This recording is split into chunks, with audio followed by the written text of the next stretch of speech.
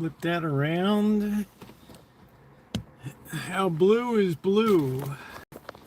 That's the question for you. All right, what's going on, Ronnie? How you doing? Oh, damn, that thing came right off. All right. Oh, boy, happy Wednesday. Happy Wednesday. Happy... And embrace Sharia law. Oh, no. There's a lot of Muslims overseas, especially Islamists, who love to watch these guys, Americans, smear, libel their own country, smear, libel their own president, undermine our armed forces in the middle of a war. On top of that, we have a Democrat Party that will do anything for power. They'll say one thing 2 weeks ago, another thing today. That is what we are facing. And then we have a guy like Joe Kent, the worst of the worst, who uses his position. He says he doesn't leave, but he uses his position the way he did. All right, we're underway. We had to wait for the foot traffic and bike traffic to clear. I wanted to work with a wireless company that shares my values. Pure Talk is a veteran-led company, so helping veterans is their North Star. Now, they've donated over $500,000 to America's Warrior Partnership, a fantastic organization that is on the front lines of helping to prevent there's a lot of traffic suicide. today. Pure Talk's creating American jobs with a U.S.-only workforce. Sure to be a lot cheaper to send jobs overseas like other companies do, but they're committed to delivering the best experience possible for their customers here in the United States. And yes, I love Pure Talk service. They give you the same towers, same What's network, in the same bag 5G there? coverage. I don't know. I guess somebody else moved out. We're getting close to March evictions here. Always a very busy time.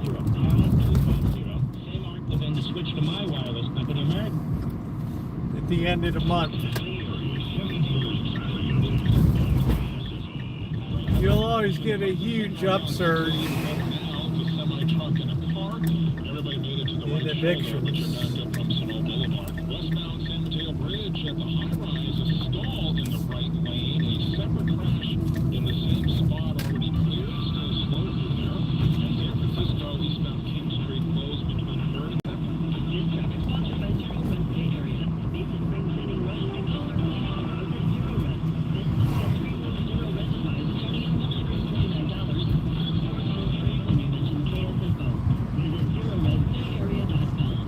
Zero res, baby, zero res.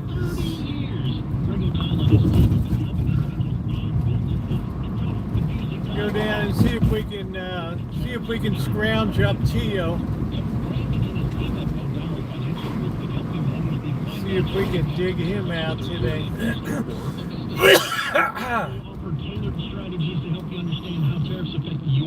I think there's a lot of pollen in the air today. I don't know. What am I, pollen expert, Ronnie? I don't know.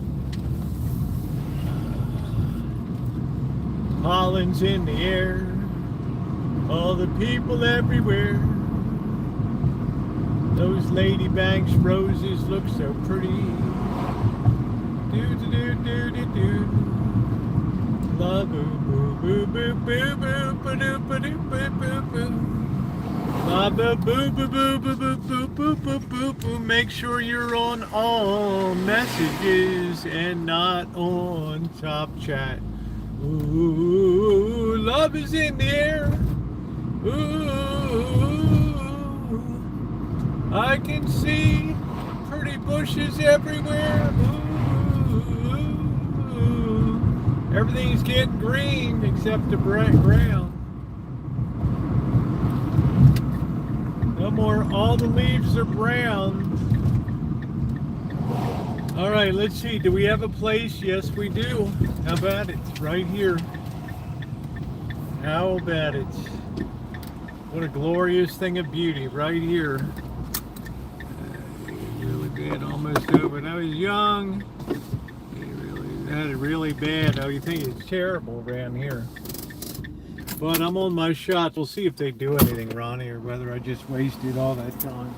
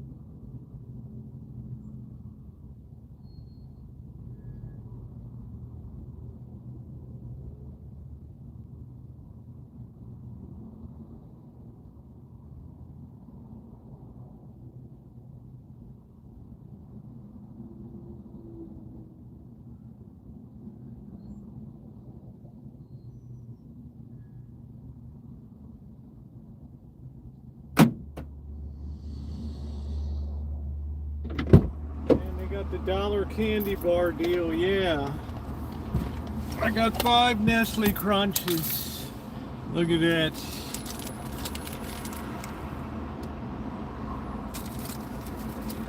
I mean, you can't beat that, bro.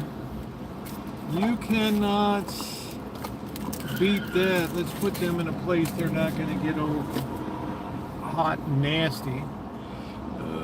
Hey, Krista, how are you? All right, let's go see if we can track down. Let's see if we can track down our boy, Tio the Magnificent. Let's go see if we can track our boy down here. All right, welcome in everybody.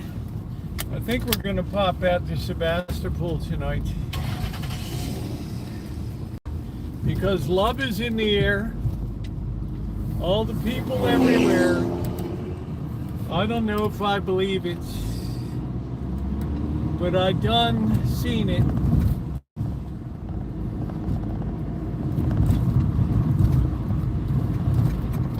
Nice quiet day today. Nice to be back on the Rancho. I went and picked up some onions to be planted, and I picked up, what else? I got some San Marzano tomato plants to put in. So, yeah, how you doing, everybody? What's up, doctor? Boy, there's a lot of stuff for rent, all the stuff around the neighborhood. Damn, we're gonna have to go to DMV, man. I guess tomorrow we're gonna go get this truck smog. Start that whole damn process. Best take your checkbook. We're gonna go down and see if we can scrounge up Tio here.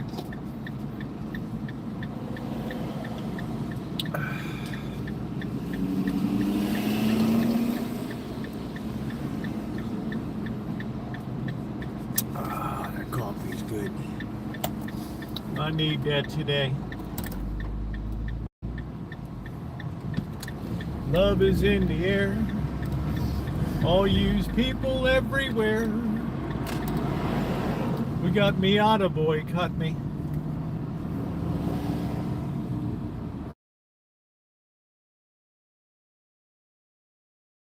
I don't like to have the screen pointed directly into the sun.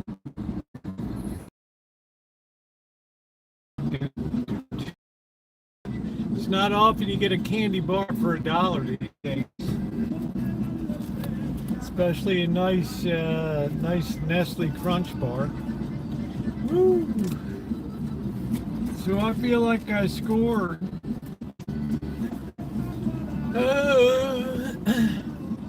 Come on, man. What is with this light? There's Miata boy. And he's going to try to jump lanes again. Man, this guy's a dick.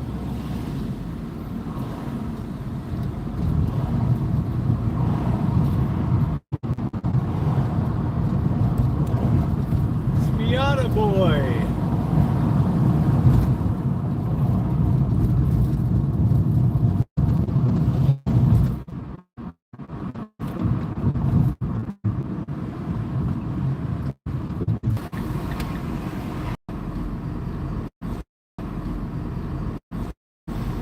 I turned way too early there.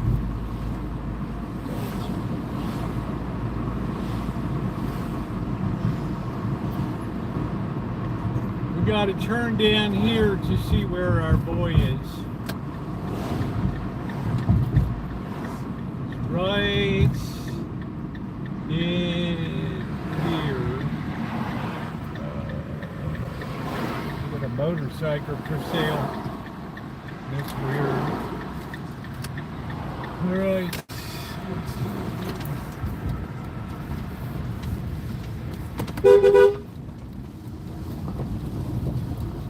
Speaking of the man.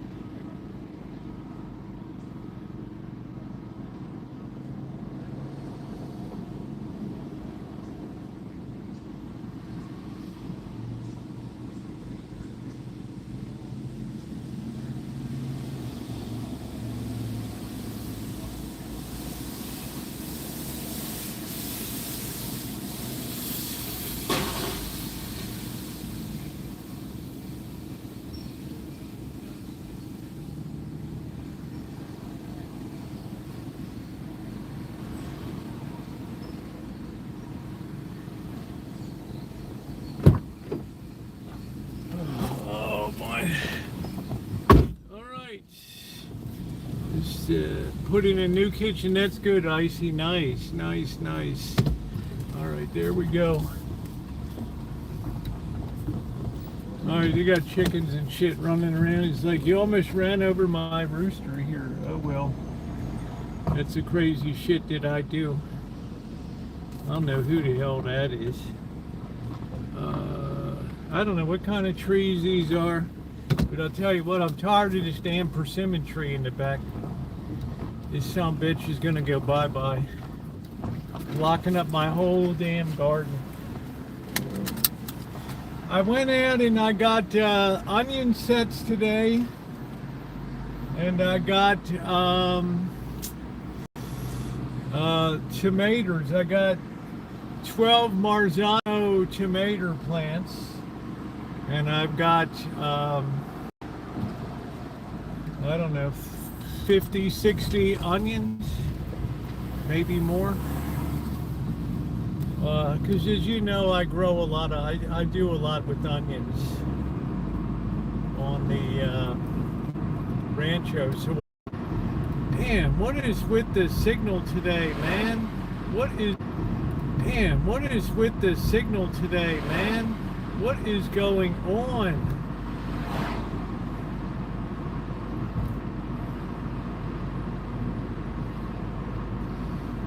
I don't know, Callie Mo. It's really bad signal down there, babe. I don't know what the hell happened. You know, 1 minute I'm talking to Tio, and the next minute, boom! I got nothing. I got nothing. Something about that area, because they took down, they're doing this construction stuff, and they took down this damn tower. I'm doing really good, thank you. Welcome in. I was going to tell you about my day until I was rudely interrupted by a really lousy signal here.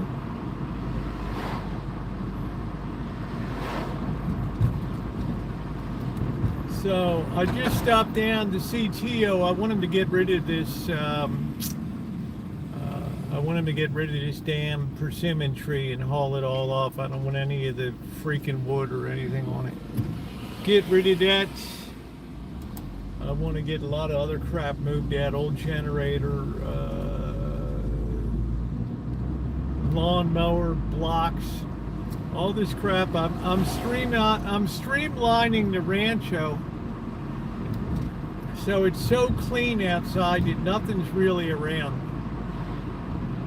Just makes me feel a lot better. Man, I can't stand clutter on a property. Everywhere I go, man, I'm down in Baker, California. I put that video up today. And it's insane how much clutter. If a car dies, people just leave it on the property. Who in the hell knows? I want to be able to walk, sit on the deck. I want one nice patio set, and that's about it. That's about all. So I got good chairs, but I need to get I need to get like new cushions for them, because the cats have whizzed and taken a dump on them and everything. So we still got a lot of work to do. We got to get the Rancho Shine Shack ready to go for receiving guests. That's going to be important.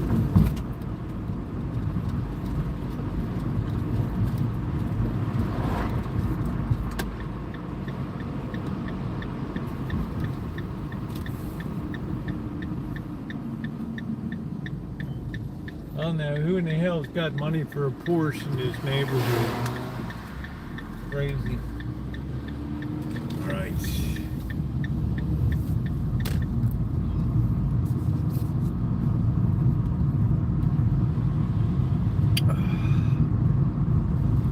Man, I'm seeing this guy everywhere running around with that truck. I hope the signal's better, Ronnie. I have no idea what the hell happened down there. One minute I'm talking to Tio, the next minute I get in the van and it's like, whoa, the live stream, did you end live stream or what are you doing?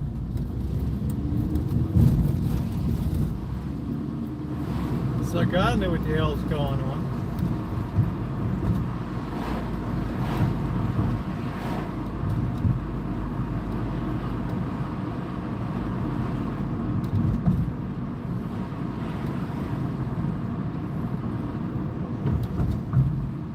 So we got Blackbird moved his stuff over to, that's all done. Hopefully we'll be on target next Monday and Tuesday to get the pressure washing done. We have a pretty big campus to do.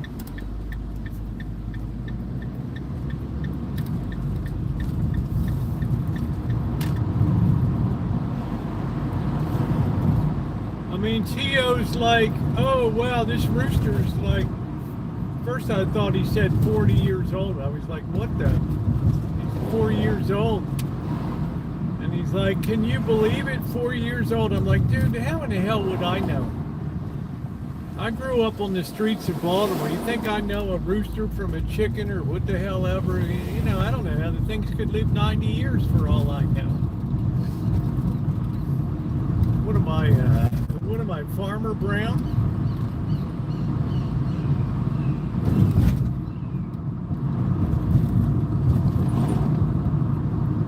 So because the weather looks a little bit coolish next week, I'm going to leave the, I'm starting to, you know, these have been outside, but they've been under some type of plastic roofing that lets light in, but not rain. I figure I'm going to have to harden off these plants a little bit, but getting rid of this persimmon tree is really going to open up, you know, these planter boxes for their full use. Otherwise, I got so much shade that half of it isn't even usable. So, ever seen one of those hotels with roosters and chickens in them?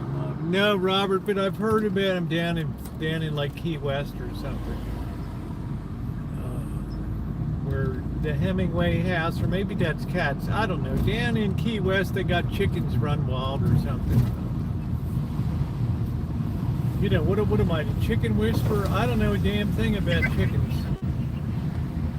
I just know we got somebody moved in across the street that's got a rooster that's clucking all the time and making a whole lot of racket. And, you know, that's not cool.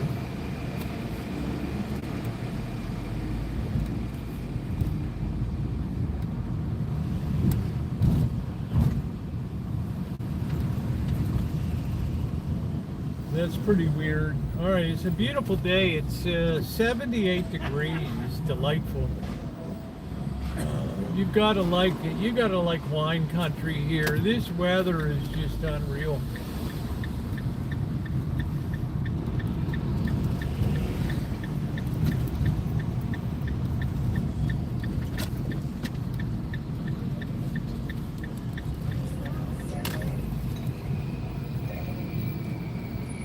Yeah, I don't know, Robert. I got no idea. The guy's like, oh, would you believe this chicken's 4 years old? At first I thought he said 40 years old. I was like, what the hell, man?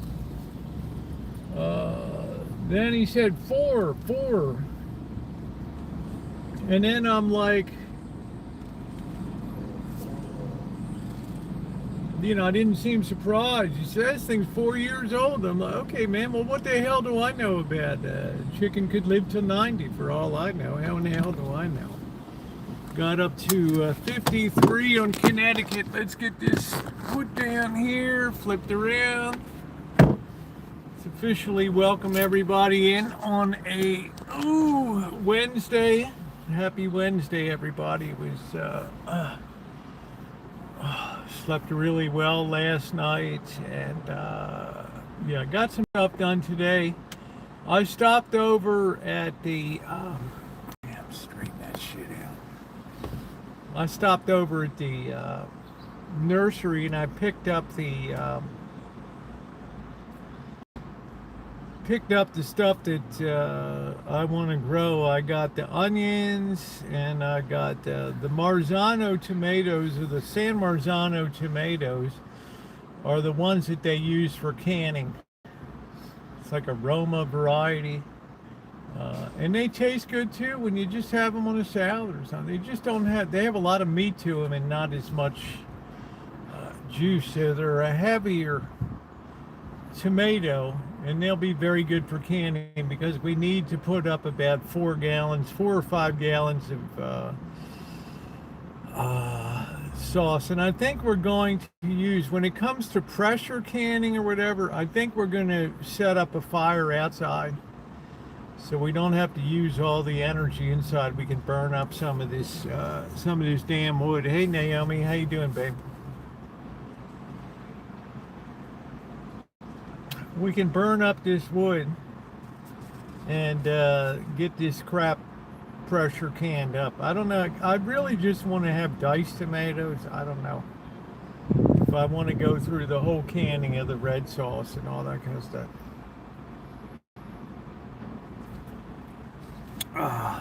So I'm very happy about that. I picked up a lot of onions. I probably got too many of them, but I want to have 2 full boxes full of onions. I don't know how I'm going to keep stuff watered or whatever. I'm going to have to figure that out later. I have a lot of flexibility with the water system to be able to change that out if need be, to just have soaker hoses that run and all that crap, and just water things out. So I've made a lot of progress on that. I have to go out and get some soil amendments and let that, I'll put all that stuff down before it rains. We're supposed to get like 1 day, freakish, like 1 day of rain or something, and let all that work into the soil. It's good to see you, Naomi. Your tomato kept producing late in the year. Yeah, it was the year before last. Last year, because the planter box, you know, it's very easy to wear that soil out and introduce disease. So what you need to do is you need to let that planter box sometimes rest for a year and not do anything. So last year, I didn't plant anything in that. I didn't plant any tomatoes at all. I just I just let them be fallow. And I think that's really going to pay dividends. Now the soil it's pretty hard packed. I'm probably going to have to get in there with a pick a little bit, do a little John Henry on that baby, and loosen some of that soil. Get a couple bags of amendments, and then just let it go in there. I'll probably have to spray a little ammonia around to keep the cats from, from jumping in there or whatever. Break it up and add some perlite. Yeah, I don't even know. Perlite's so light it would blow all over the place before I'd even get it into the ground. I like to add a lot of compost into it and let that work. And particularly that one box, I throw all the onion bits and all the organic matter for the last year has gone into that one box, and it's highly productive as a result. So I'm only specializing in 2 crops this year, and yeah, I guess, I don't know, I guess I probably put up the red sauce or whatever. I'm going to try to put up like 50, 60 pints of that. So we're going to have a lot of tomatoes to process, but I'm good at doing this stuff very quickly. Pizza place I love puts beer in the sauce and dough. Fruit trees are doing good, Deborah. I've been putting up some videos here and there. I just did one on the, people always ask me if I can only have one tree, one orange tree, what do you recommend? And I put that short video up today because I try to turn into a short the things that people ask me. Yeah. No, it's doing great. This looks like a great year for fruit. because we had a dry March. Looks like I had pretty good pollination throughout the orchard.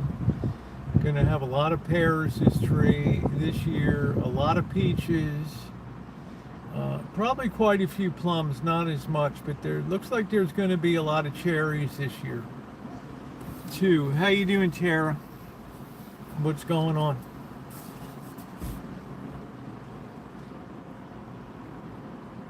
I hope they got that stuff straightened out, Tara.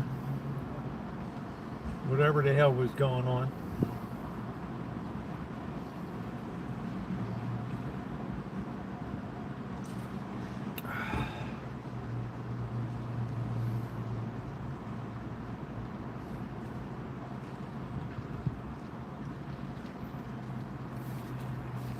So I am going to,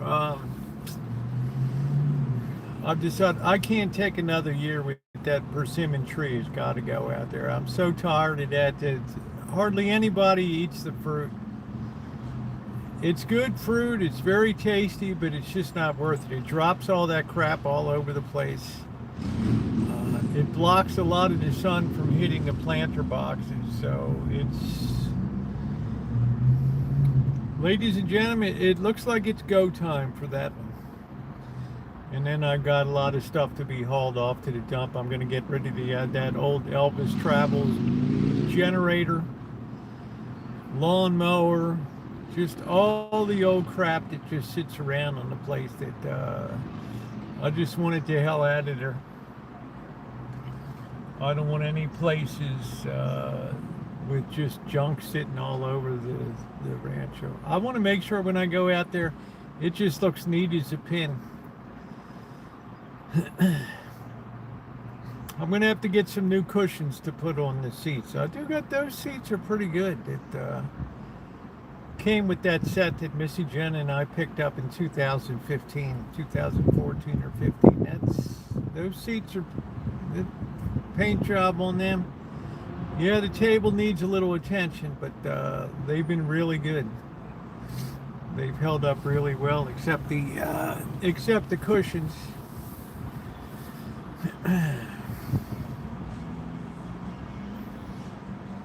And then Monday and Tuesday, I've got only those 2 days, so if Blackbird can't do it, I have to do it myself to do I'll just have to double time it next week to do all the pressure washing of the church property here and everything. What's going on, Carrie class? How are you doing?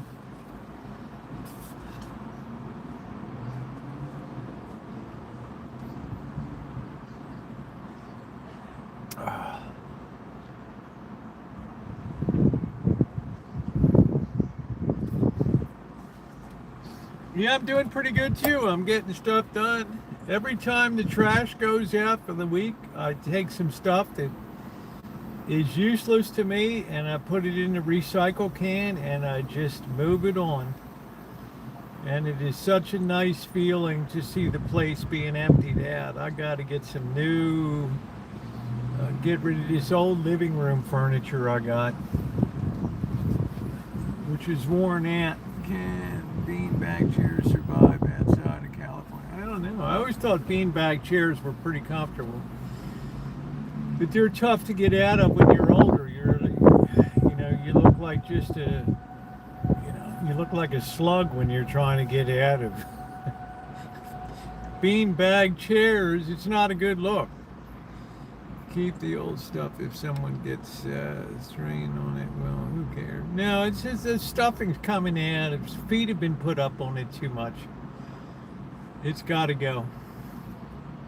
It has got to go.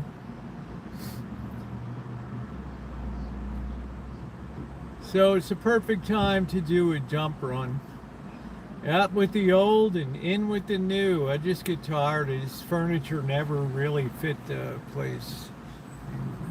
Two at least for me. Yeah, hammocks are the same way. They're hard to get into. A little easier to get out of than they are to get into. So I don't know. I never really had the urge to have a hammock. I just keep the same. I can. It's just it's too unsightly. It looks like a flop house, and that's not cool. It looks like a cat house, all worn out and everything. It's something from the thrift store.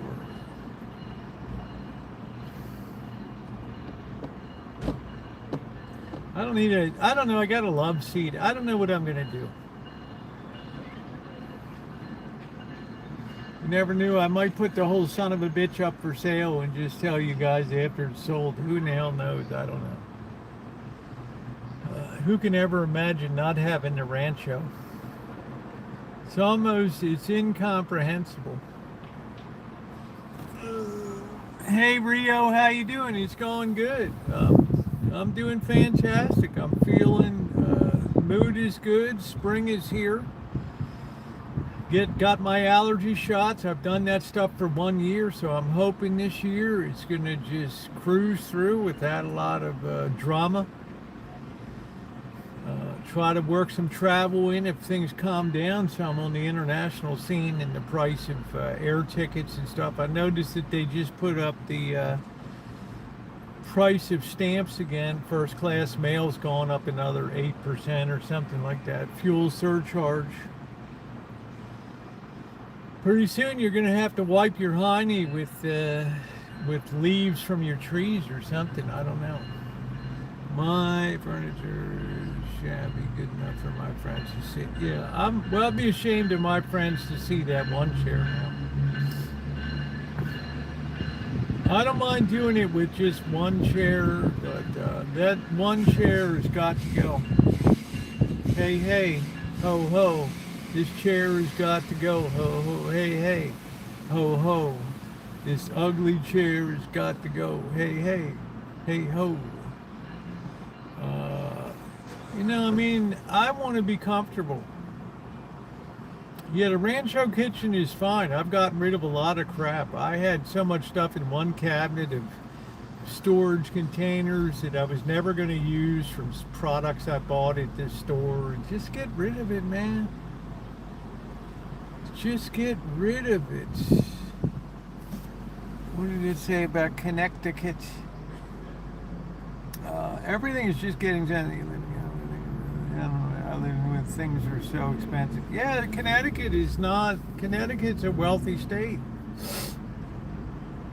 Not all areas are great, but I'm just saying it's a nice, it's a nice solid state. You don't ever hear anybody poor mouthing in Connecticut. I don't know. I go to blocks and got 40 pairs of books and much other stuff. Yeah, it's a nice feeling to get rid of stuff.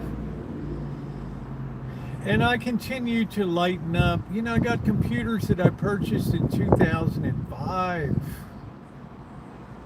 Used them for 20 years. Never turned them on again.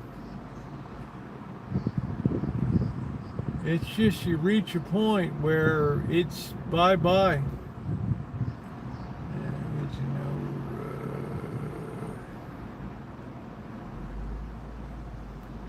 But as you get older, there's something very liberating about decluttering, being able to move through your house. I mean, as much as I love Father Creer, and he's 100%, that means 0% for your living accommodations, and it's like places could easily be poster child for the next season of hoarders.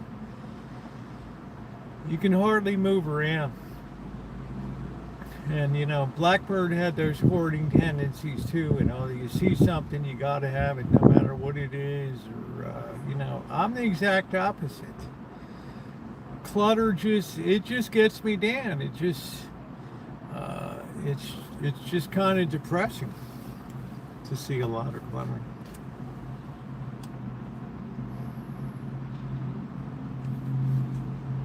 So I'm happy. I've gradually been moving some vintage audio units out, which is another good thing some of them that aren't significant in my life and aren't super. Every one of them special in its own way, but it's not super special. Yes, clutter is horrible. I don't know what it is. We don't. Yeah, I'll never be on hoarders. Never. I'm like the exact opposite of hoarders. I'm like, if you've ever seen a Korean home, like on TV, the Korean dramas and stuff like that, they get up in the morning, they roll up their mats, you walk in, a couple chairs, a TV, a kitchen table, man, that's it. It's like so clean and just so easy to take care of. It's just, it makes me jealous. Same thing with Danish or Japanese style. There's just not, I don't like to go in a house where they have little knick-knack shelves with French country tchotchkes on the shelves, and oh, we got this cute little figurine from here, or that was from there. Man, I just want to take a baseball bat. It's all I can do to restrain myself. Look at the figurines. Oh, what's wrong? Oh.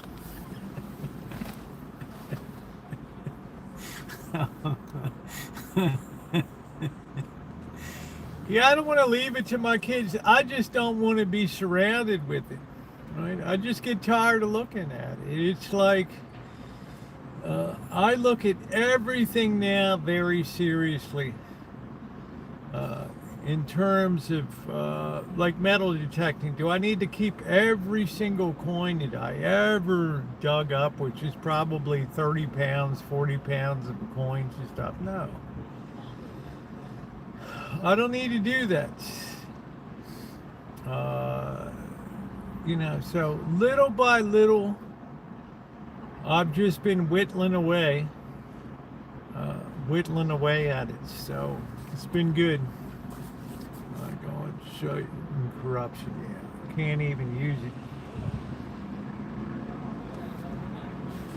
Like, I got that China set that Joey D was kind enough to give me about 8 years ago. Beautiful set from Taiwan. I think when I drive cross country, I'm just going to take it and give it to my young daughter out there. She can have that set. It'll be nice. I mean, what's the point? It shit just sits there and gathers dust. I'm never going to have a fancy place setting or anything. It's most I ever do is just set up a table out back and people come over and we have a feast out back or something. So these are my goals for the year, and I have to say I'm pretty happy. Pretty happy with the progress I've made.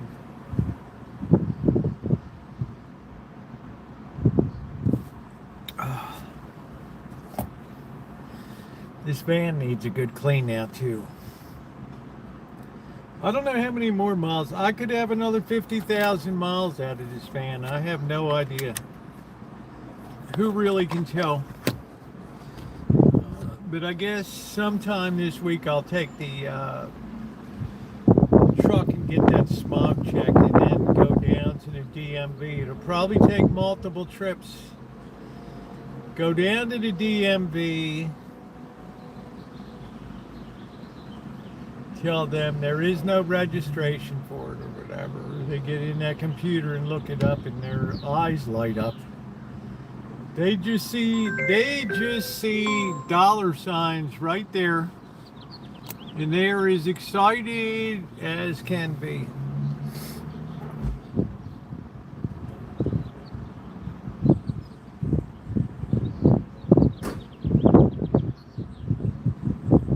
You don't see a lot of these ice cream guys anymore in these creepy white trucks running around. That's like it's too dangerous.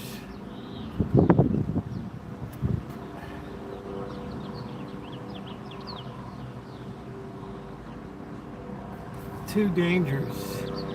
I've had a real ID for years. I couldn't have flown to Newark, New Jersey. It made me a little concerned. They're talking about all the close calls at Newark and LaGuardia and shit over there. And I'm flying in at nighttime.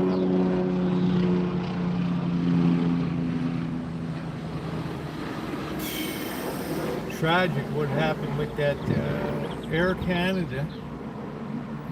Then they're talking about how pissed people off because the CEO of Air Canada gave his condolences in English only. I mean, are we this petty? Are we this petty in the world? That we couldn't even take the time to just, you know, listen when the translated thing comes on. How you doing, Michael?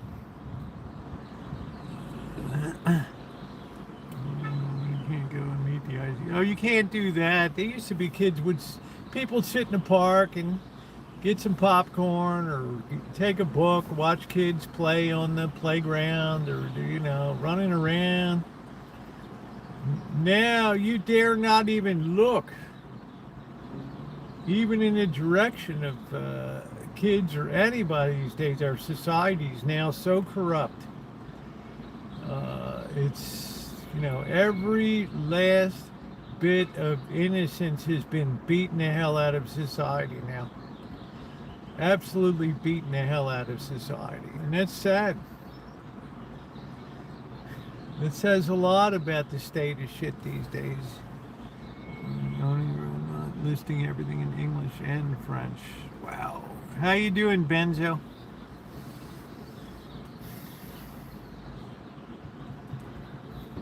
Well, today was the first story I saw Dr. Frankenstein in Bloomberg. Bloomberg was talking about the referendums coming up on a vote in Alberta to secede from Canada. How will it go? I don't know. The guy was like, people used to just think it was like a joke, but it's starting to really look like there's a small chance it might happen. So I don't know. It's going to look like a weird country. It's going to be split in two. Like Turkey, I couldn't play at the park by myself. Well, I'm not sure. I don't think I ever let my girls just go off to a park unless they were with other kids or something. You know, my daughter drives to Vegas. I still say, you know, once a dad, always a dad. So let me know when you get there. I want to know you got there safely. I mean, shit happens.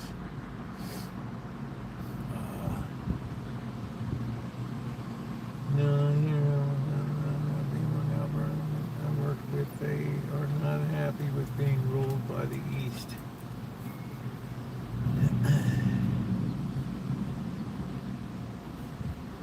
It's just strange to think of the possibility of Canada having a gaping hole in the middle of it. Please hit that thumbs up button if you've not done so yet. It's very appreciated. So I'm pretty happy about tomorrow. I got Tio's gonna come take out that damn persimmon tree and haul off a lot of junk, and that persimmon tree has been like a psychic vampire for me, and it's like, hey, hey, ho, ho, this freaking tree has got to go, hey, hey.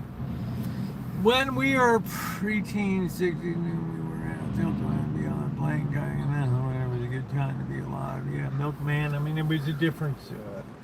There was, like, I grew up, there were still freaks around.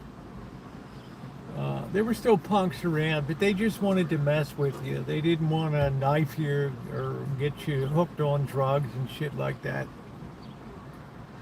You know, you're always going to have teens that are, especially guys, are going to, you know, be puffing out their chests and, you know, I'm the bully of the neighborhood. Okay, bro. That's why you play by yourself all this. That's why you play with yourself all the time. How you doing, Brett? What's going on? So,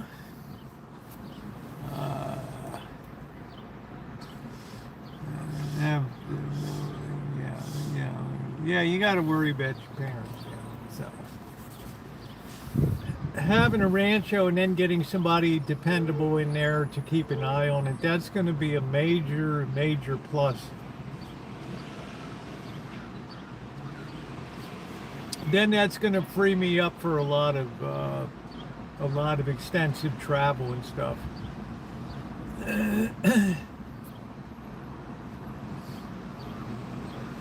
And believe me, I'll have the pick of litters. A lot of people are going to be kicked out of their living arrangements over the next couple of years. For sure, it's coming. I can see it. I can already hear the people starting to gripe and get me emails about people that are not making ends meet as it is. And I don't want anybody to have to live in a car.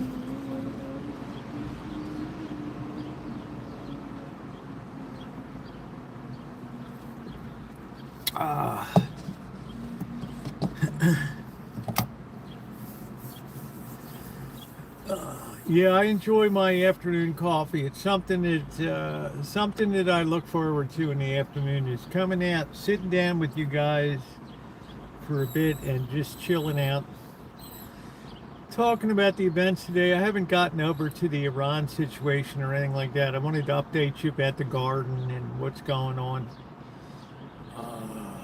Like, it's going to be a great day when all this crap is cleared from the Rancho. It's going to be a beautiful,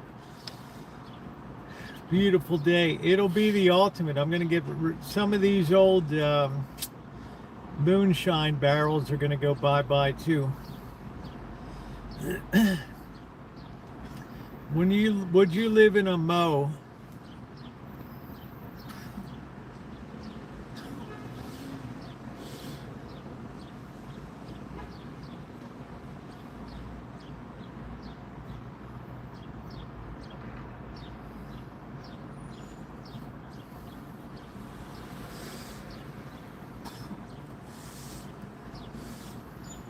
Oh, absolutely, I would live in a mow. Yes, I wouldn't. A lot of people can't afford to buy that mobile home with land, and that's understandable. But of course, I would live in a mobile.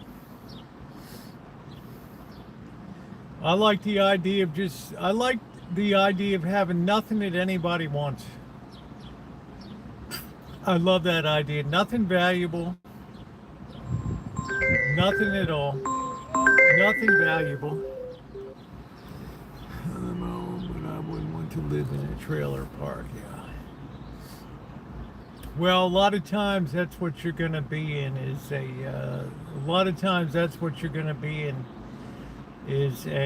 trailer park. That's just the way it goes.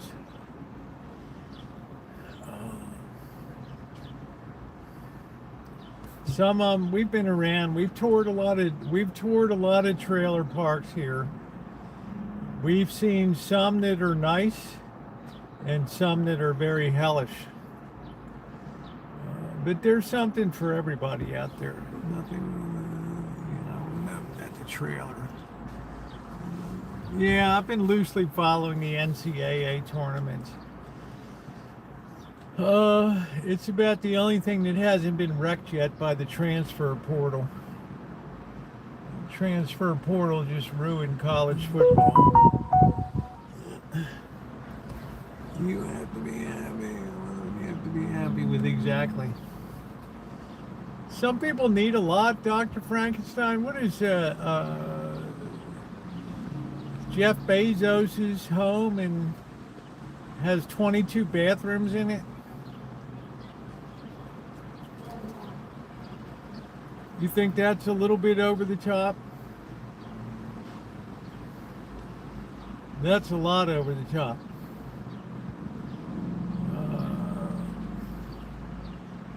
There's a lot to chew on in that. Bill Gates and his knocking around his big mansion with his life a total shambles. He's, under the scourge of Epstein and all that shit. God wouldn't. It has no interest to me. Yeah, the guilt is natural. It's normal. Yeah, unless you buy property and a mobile. Yeah, that's a different story. Remember, a lot of people used to be in mobiles because you'd pay 150 bucks, 200 a month for lot rent. Okay, big deal. You bought the mobile for 10K, they dropped it on the pad, you're good to go, you do your hookups, that's it. Now they want 600, 800, $1,000 lot rent a month.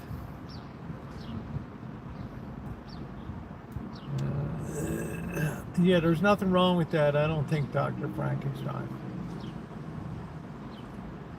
There's nothing wrong with that at all. I mean, that's normal human acquisitiveness. But this over-the-top lifestyle. Last year we had that wedding in Venice, and the people were going crazy. Luxury hotels most of the time if I was rich. If I was rich, I'd give most of the shit away. I wouldn't have anything. I don't want that burden.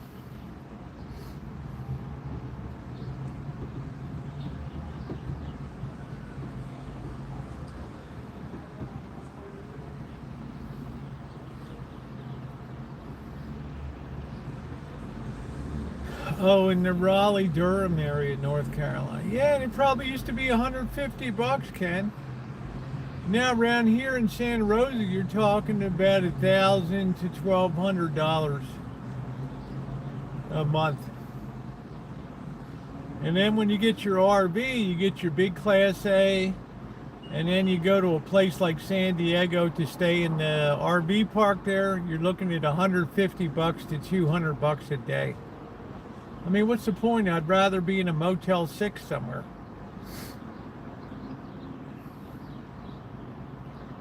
So there's just no gaming the system now. There's no getting around. No getting around the system. They want a piece of everybody's ass now.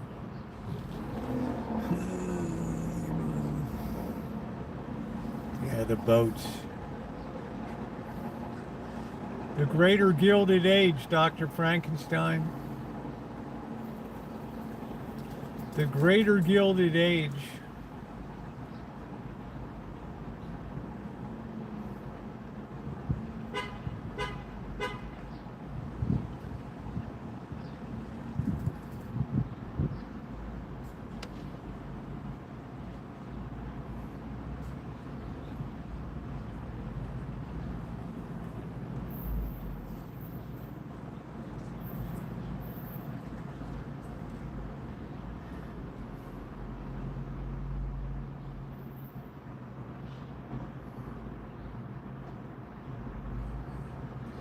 One of my grandma and grandpa lived in a single wide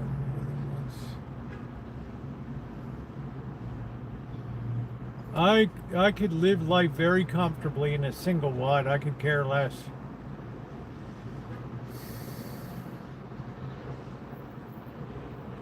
I mean, a double wide is nice, don't get me wrong, but single wide, a lot depends on the neighbors. A lot depends on the people that you're around. Some of these mobile parks are really hillbillyish and terrible. And they have terrible people that live there.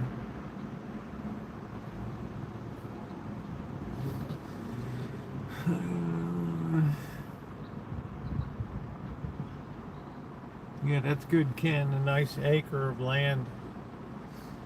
It's a nice area too, Durham, Raleigh, Durham.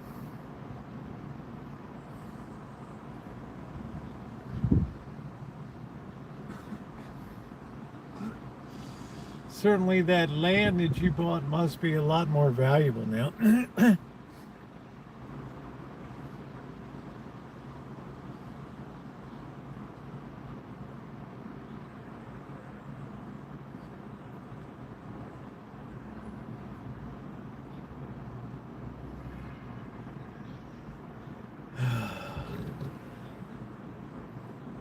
England, they vacation at trailer parks.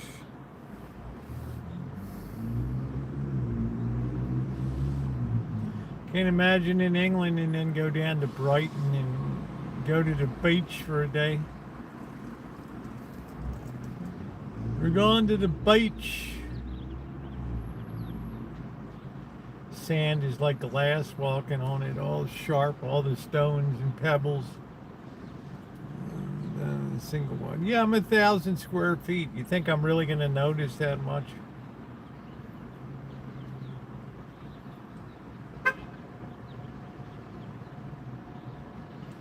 It's just the bottom end people just get squeezed.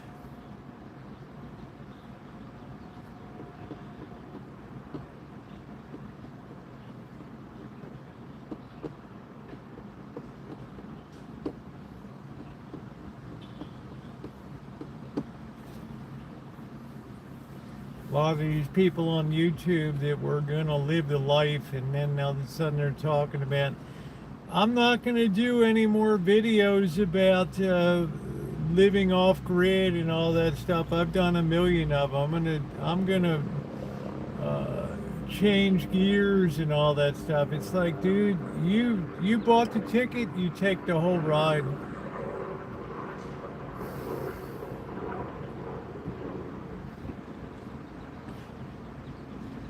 You bought your piece of little paradise.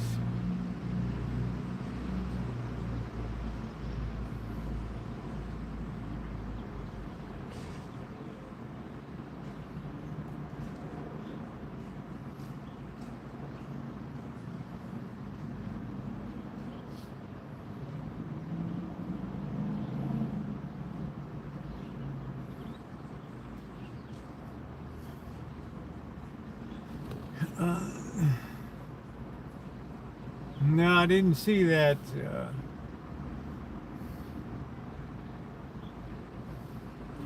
you imagine? I just think living off grid in a desert has got to be the craziest.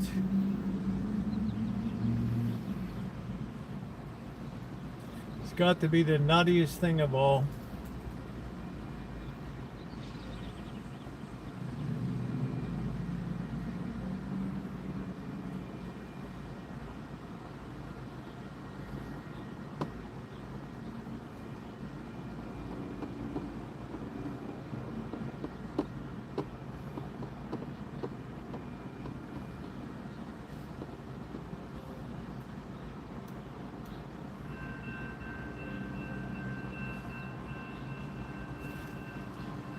Best thing to do is maintain your own life and where you are and just cut your expenses down.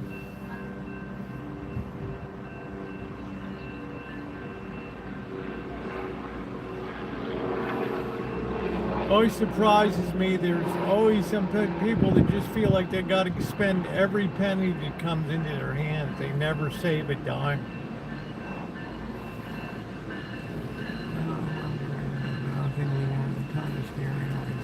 If you're separating. Well, look at it this way, milkman. If you're up in the desert, there's no water on your land. There's no electricity on your land. So right off the bat, you spend half of your time just trying to give yourself basic electricity through solar systems, inverters, batteries, and then you spend the other half worrying about water being delivered out by some truck that's got to come 200 miles out some road, the last 5 miles of which is dirt road, to bring you 500 gallons of water or whatever. I mean, how is that off grid? Then you're going to grow stuff. You're going to need water to keep that going. You got insects that just anything that even looks like it's green or has life is just decimated in the wilderness. I mean, I don't get it. Nobody ever explained where the attractiveness of that is. Then you have to all your waste, and let me tell you, the county's going to know you're out there. and you have a county inspector comes out. Yeah, we're just come to talk to you about your waste. I mean, shit doesn't perk in the desert out there. I mean, come on.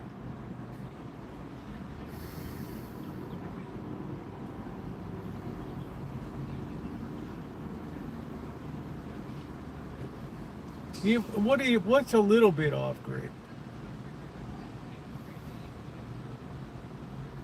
What do you do for money? What do you do for income?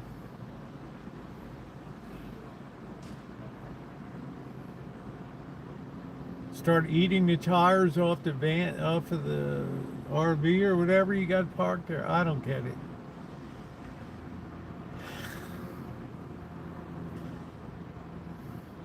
Bob Wells, I curse this dude for his videos and stuff.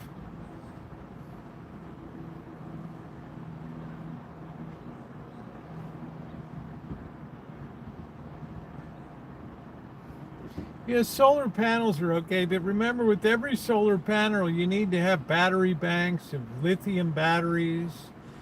You need to have inverters. You need to know what you're doing, or else you're going to burn the place down. And by the time you're done with the solar system, you could have consumed, 8 years worth of energy on grid.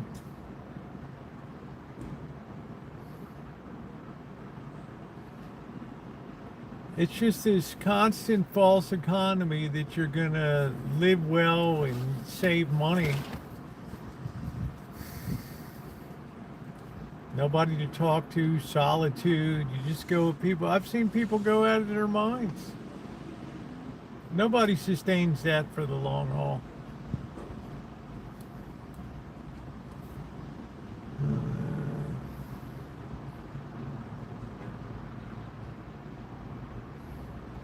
Well, I'm not meant to scare anybody. I'm just sharing an opinion about the way I feel about it after having been involved in RVing, prepper communities for 14 years and seeing people that were going to go out there and every single one of them retreated.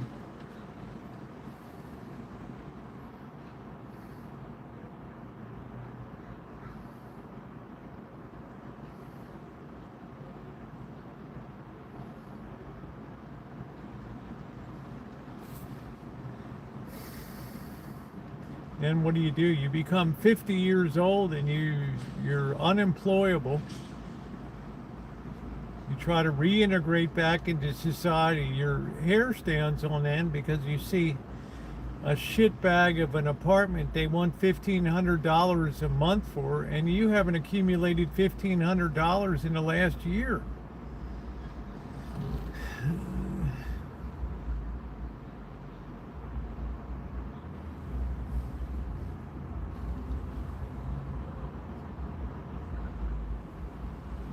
Off-grid is a fantasy. Unless you have a big piece of property to put a massive amount of solar panels, like Fisherman's Life, guy has 1 million subscribers. He put in a whole hill of solar panels with a building that has the inverter in it and everything. He's doing it to just be environmentally friendly and in the long run come out ahead. But he put $50,000 into the system, so.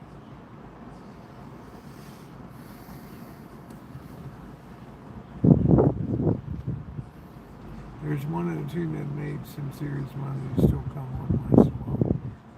Well, how did they make money? Doing what? Talking about living off grid or actually doing something?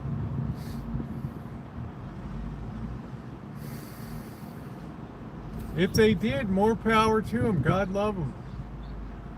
But I'm just thinking, Ronnie, think of all the people that chased that dream that got their ass handed to them.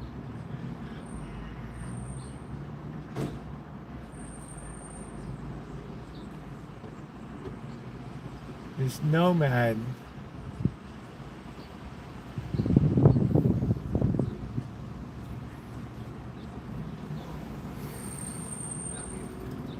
I'm not really talking about nomads. I'm talking about people that live out in the middle of nowhere.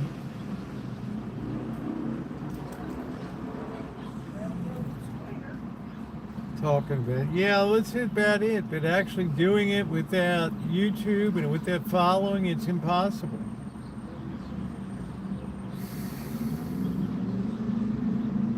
Even then, one day YouTube takes it all away, and like the guy who was dumb enough to promote products, and then the company just, the guy overseas just stole his channel. I mean, that's the kind of threat that's always out there. You might go to log on one day and you can't even get on your account. It could happen to me. It could happen to everybody.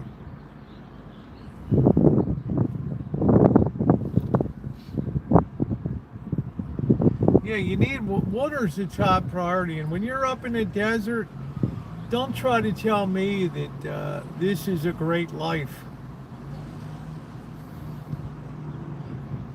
I went down to Slab City. The guy Rabbit Side, he's the one I saw that came closest to truly being off grid. But the guy was an engineering genius. Had a very impressive operation.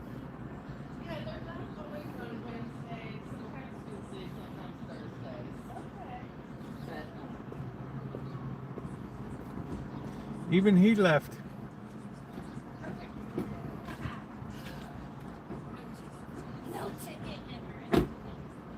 You have to do something in society. You have to contribute something.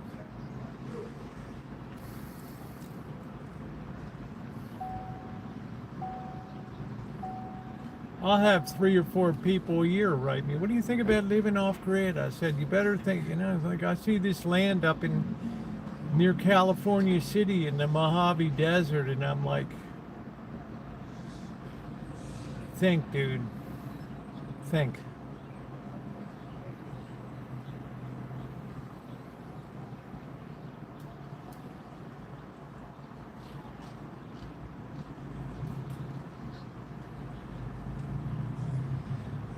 Taking a shower could drive most people nuts. Cleanliness, if you've grown up in a clean environment and you're used to a high degree of hygiene, yeah, it can be very problematic. Really, most people shower too much. I always joke to man, a hug and kiss once a week. I shower every morning. But they say ideally 2 or 3 times a week is plenty. But yeah, you have to get used to that.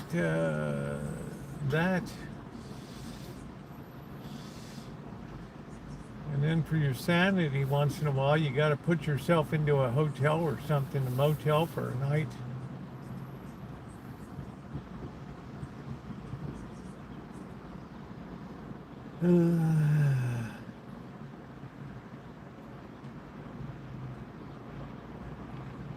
Might be cheaper to stay warm than stay cool on the road. Well, Ronnie, the nomad thing makes a little more sense to me, but the big problem I have with nomads is that they never look at the replacement capital value of their vehicles and stuff. So when you get to the end of it, like, and you don't, your van or your whatever, your RV stops running, your viewers assume, well, Rosie's just going to get another RV, I guess. No, Rosie didn't put any money aside for a replacement.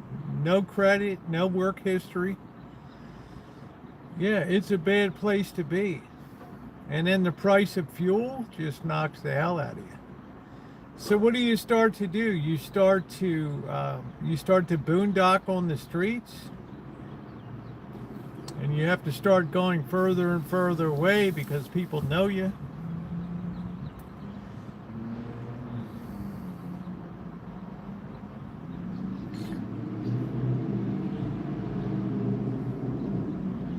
And people are often so unstable and so mentally checked out. It's shocking.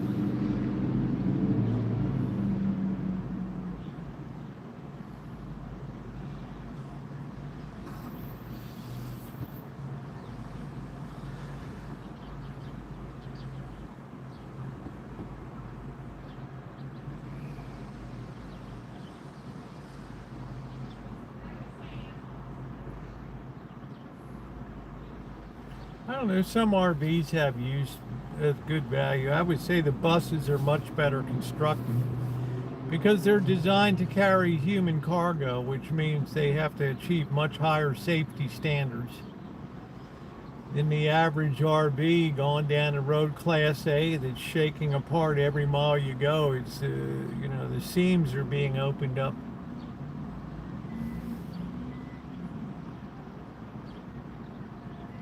I'm not sure, Milkman, I'm not sure if it was, he couldn't make it. I mean, the guy was raising ducks. He had water, he was growing a garden, he dug down underground and had an underground cool storage spot. I mean, this guy was, I think he was more fascinated with the engineering. It's kind of like me with vintage audio. I would rather be working on the shit than listening to it. So I think he was the kind of guy, he built his dream. He had sprayers that were cooling off the place, spraying water and everything, misters, and it was an amazing place. You can see this video, my Slab City Adventure, on there. I interviewed the guy, but he was talking about he was going to go back to Iowa because it just wasn't really the life for him. It sounds good in theory,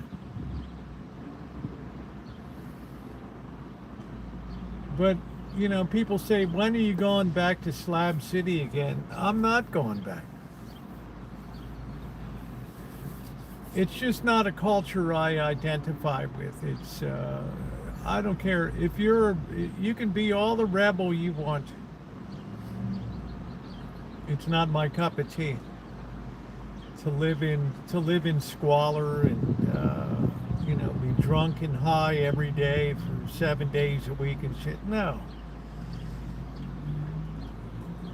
You reach 60 years old and you look like you're about 90 out there.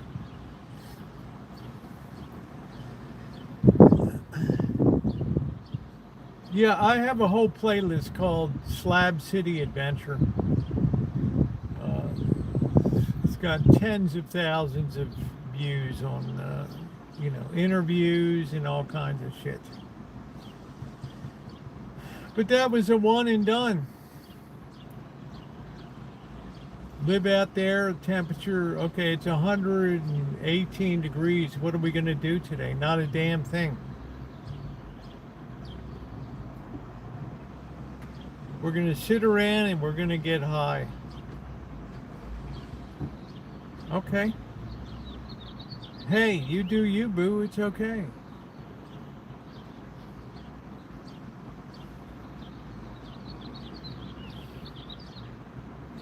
And then people get pulled down into that drug culture, and it's just, I don't think it's super healthy for people. And Costco. It was fun to visit. I drove down from Palm Springs. I went to Bombay Beach. I know Kaz. I knew some other people that were there, but some of the people are so negatively, mentally afflicted down there that it's, you're always on your guard. You're never really comfortable there.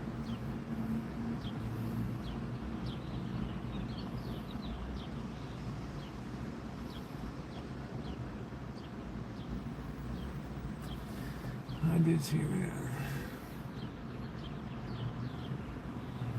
Well, you should look at my video series then, because the rabbit side did it better than anybody ever saw in my whole life, in living off grid with his wife. I think he had a kid there. Yeah, please like up the stream today too. Please hit the like button. Yeah, it can be miserable, but on silver screen it'll look awesome. But you have to see, Ronnie, how many people sustain that lifestyle.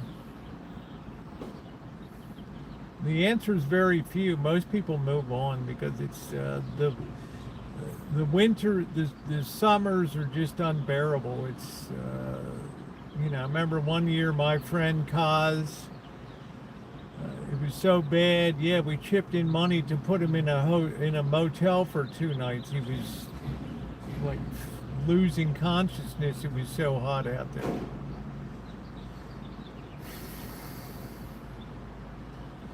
I don't think he talks to me anymore because I think he expected me to build out his Honda Element, and I had no energy for that. I've done enough renovations, restorations, gutting, and rebuilding.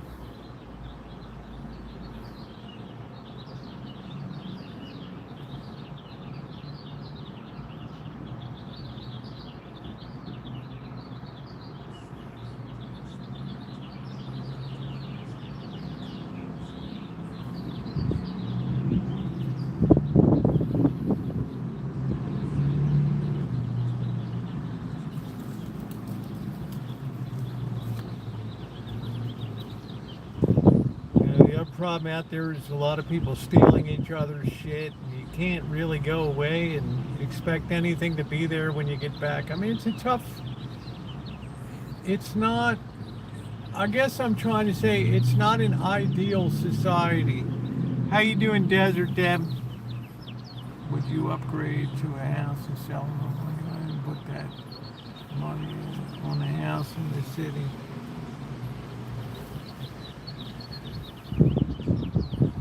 I really don't know what I would do.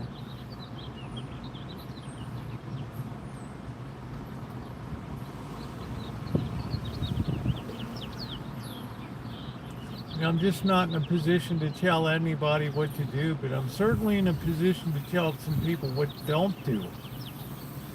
Based on the way that I know them and stuff like that, it's not a good situation.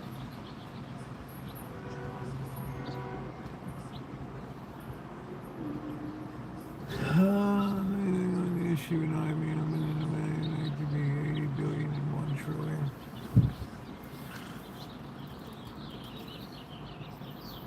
I got no comment on that. I'm putting my money into agriculture, and I've already been handsomely rewarded, which makes me know that I'm on the right thinking path right now.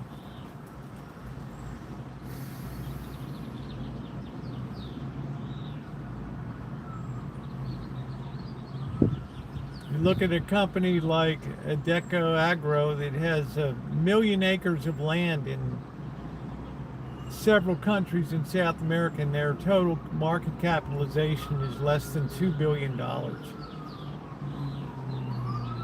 And then you look at these clownish companies like Microsoft, who's already lost $1 trillion of capital value, that are going to do nothing except chew people's money up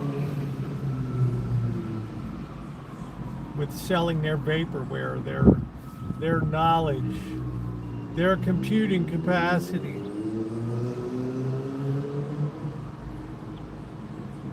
To which I say, good luck, Chuck.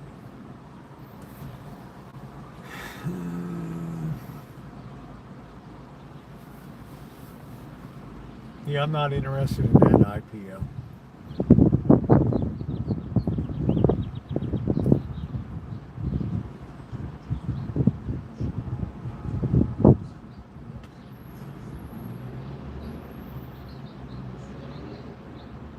Musk has pretty much kept his snoot clean for the last year.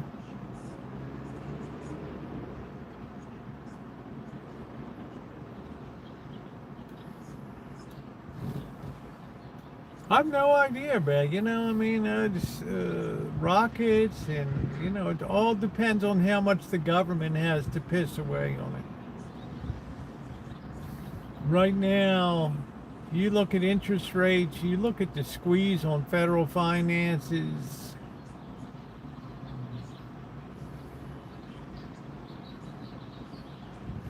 United Kingdom, the U.S., the squeeze on government finances it's like an anaconda snake gradually just suffocating its prey.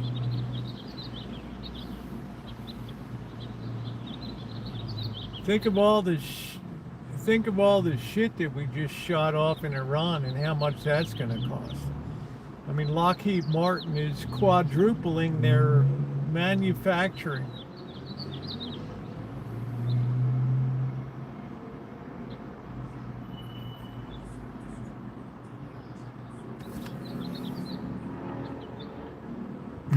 Dr. Chan is definitely an odd bird. One lab absent. Oh, shit.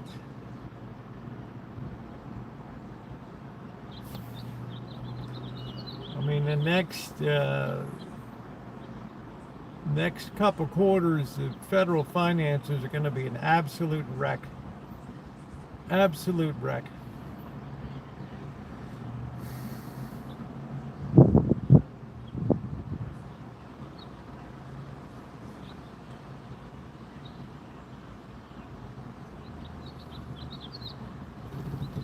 You pickle me up. Thank you, Kenny D. I appreciate that. I've had CORNWAT. I've got some CANE too.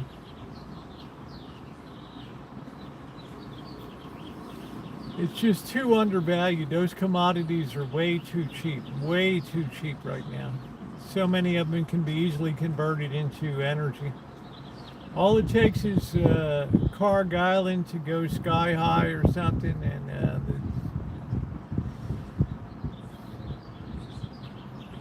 all those Gulf energy facilities just to be wiped off the face of the earth, and it's going to be, I don't even want to think about it. We're playing a very dangerous, I don't want to call it a game, but a very dangerous hand here right now.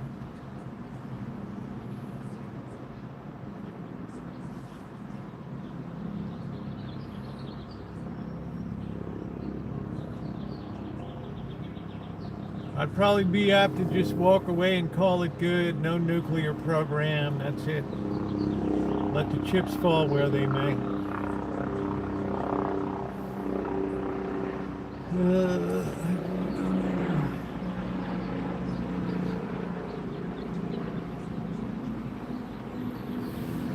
How you doing, Eddie? No, it's not bad right now, but you have to understand there's a tremendous amount of malinvestment in software right now and hardware. Terrifically, $40 trillion that's just deflating by the day. That's going to have an enormous impact on quality of life and living standards and all that here. We built our economy on knowledge. China built it on producing things. Big difference.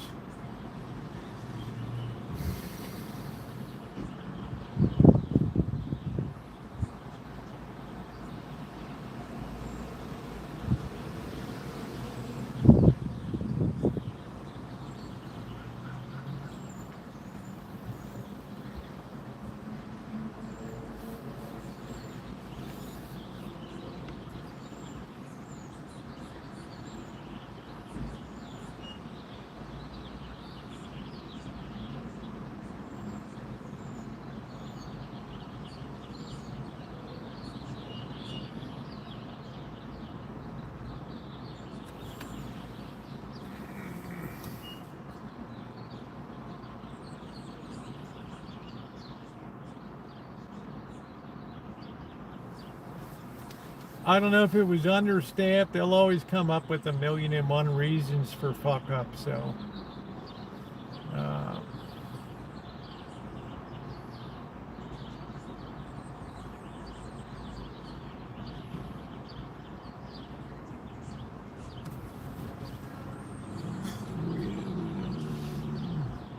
we do have a desperate labor shortage. I mean, Lockheed Martin's trying to hire, what is it, 3,800 people? They're all shitty that are coming in the door. And they're paying top wages. That shows you how shitty the workforce is today.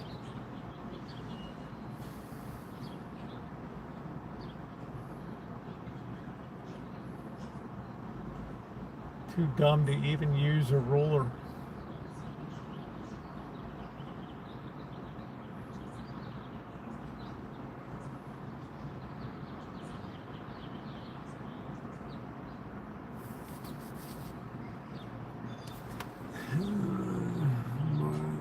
Well, look at it this way, Kenny. When you're spending $2 trillion more on the part of the federal government than you're actually productively earning through normal taxation of business activities, you have a terrifically overstimulated economy. Dangerously overstimulated year after year after year. And you start to create these crazy distortions.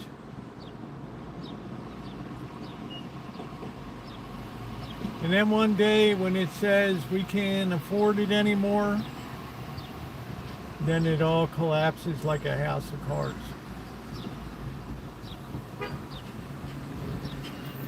No, I feel good today. Anyone here psychic or intuitive? What's going on, Alex? I'm not. How you doing? I'm just relaxing and enjoying my afternoon. You have just a continuous state of Keynesian economic stimulation, year in, year out, and it gets worse and worse and worse. So finally they just cut off the borrowing, that's it. And then the whole thing just goes to shit. So that's the problem today. The workforce is uneducated, over-expectant, and lazy. That about wraps it up.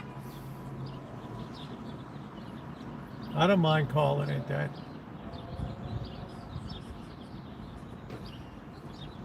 Hey, Scottish, how are you?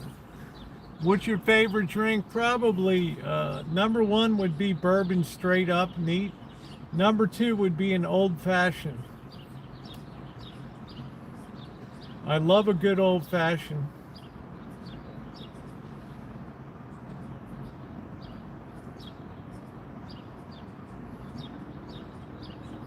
Great drink. Please hit the thumbs up button.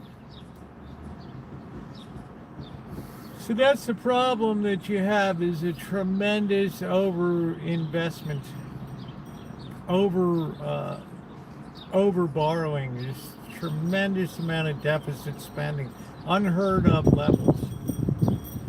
It's wreaking havoc in false demand in our economy. It goes to show you, when people begin to think work is optional, then you've got a really severe problem in society. Really severe.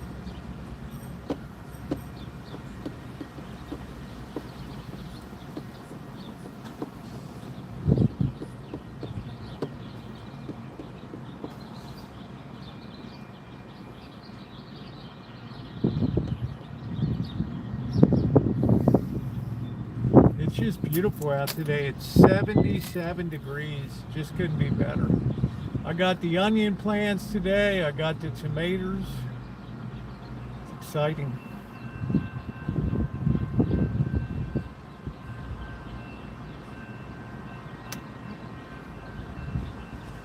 The salmon this year, no, I'm not watching it coffee time. I really don't have any interest in preseason. I don't follow baseball till after the All-Star break. I'm going to a game on May 1st. Giants and A's in Sacramento.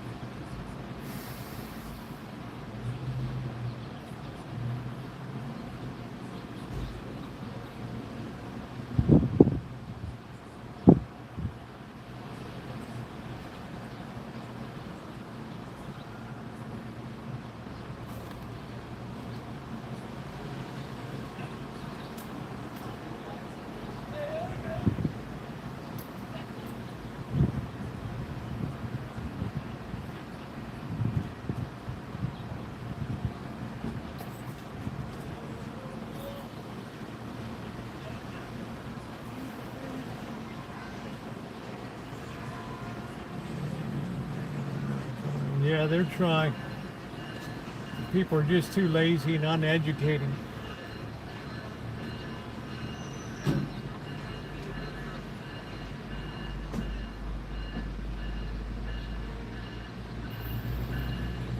Undependable, uneducated.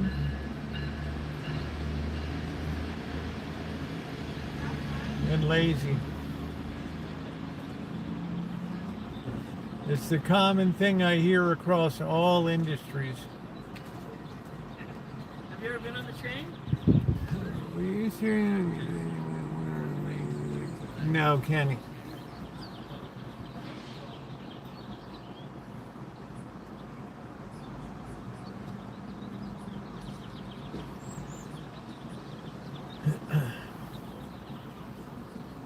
I just had some troll in here I was playing with.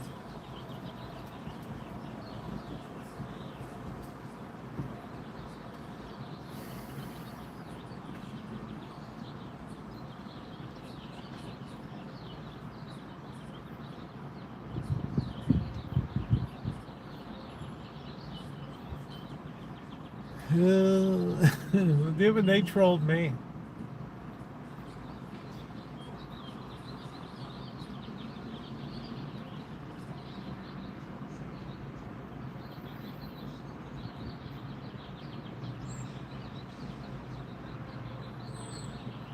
Listen to the birds singing.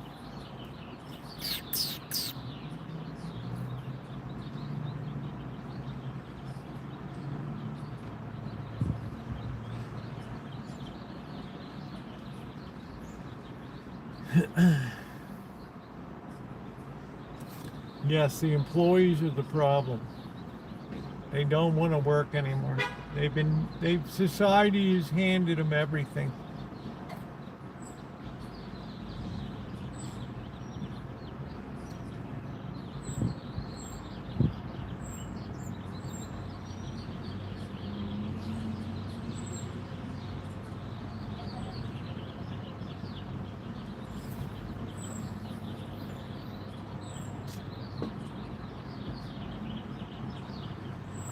A lot of the grocery workers like who they work for there. They like the setup there. They like their manager.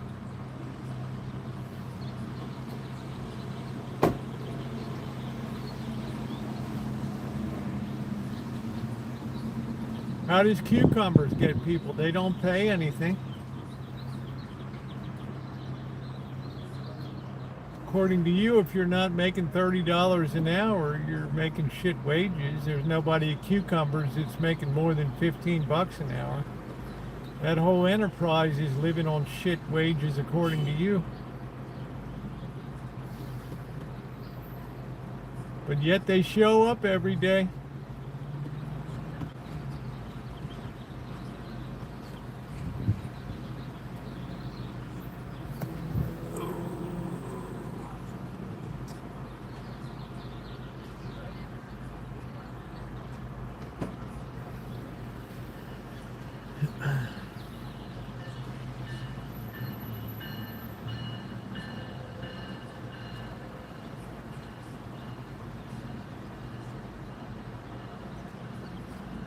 Good family operation, enslaving their workers in the state of Minnesota.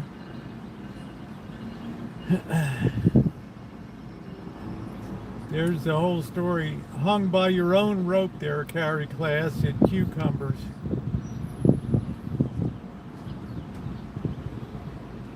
Hung by your own rope.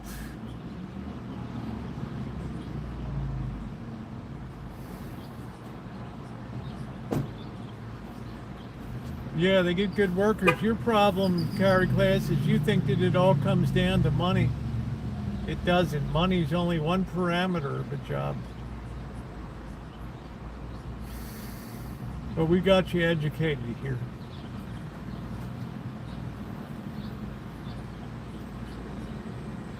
We got you educated up.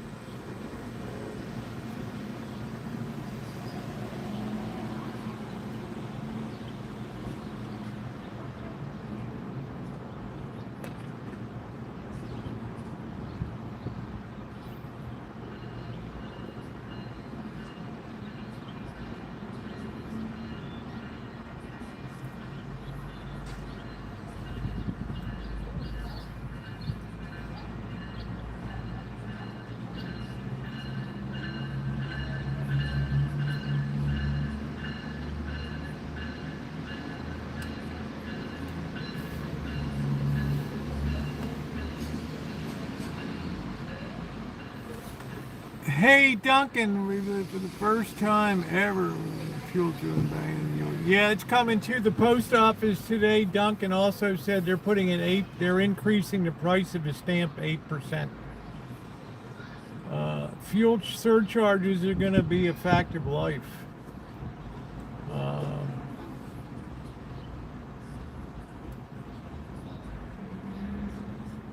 Beyond that, I really don't know what the implications are going to be. I just know fuel charges have been added before; they'll be added again. There's fuel shortage developed. Philippines has declared an emergency now.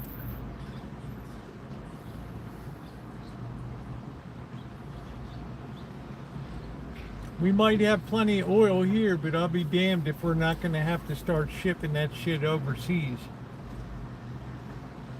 We better get this situation straightened out over there, or the dislocations are going to take quite a while to work out.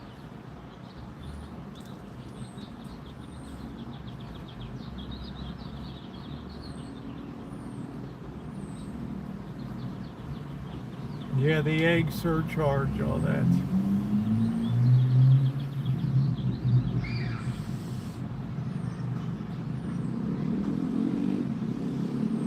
Well, it works for electric vehicles, but you got to understand when you pay $40,000 for an electric vehicle to try to avoid gasoline. I mean, it's like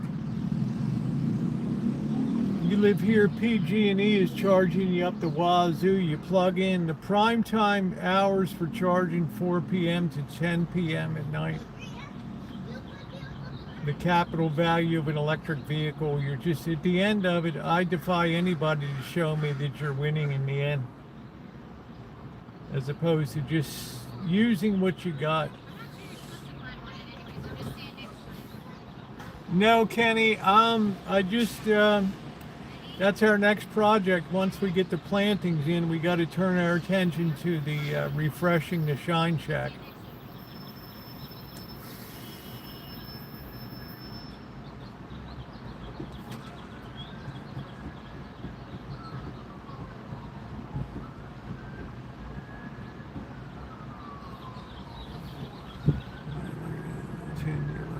It's just a battery. It's $20,000 for a Tesla battery, plus the shop change out and all that.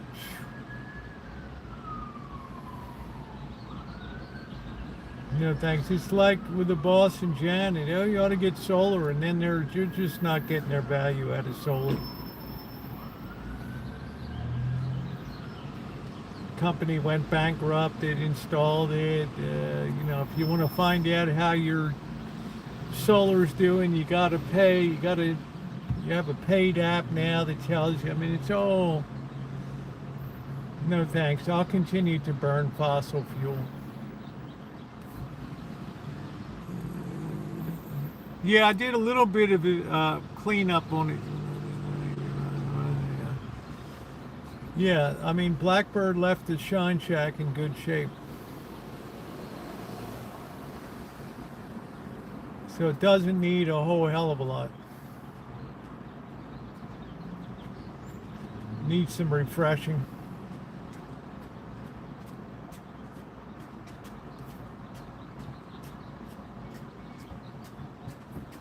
I have to put a new toilet flush valve in and some other things.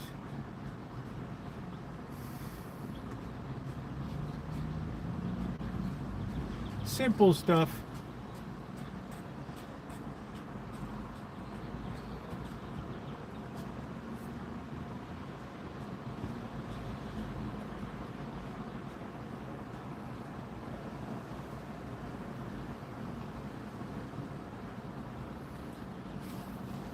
So I'm never going to have an electric vehicle.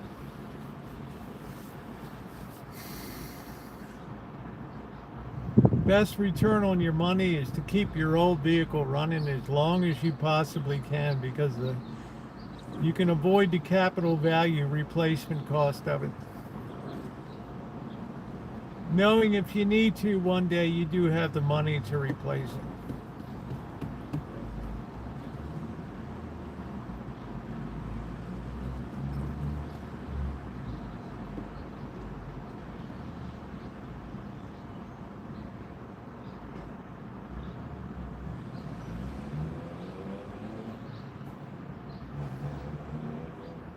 Tell you the truth, I don't really know a lot about Rivian and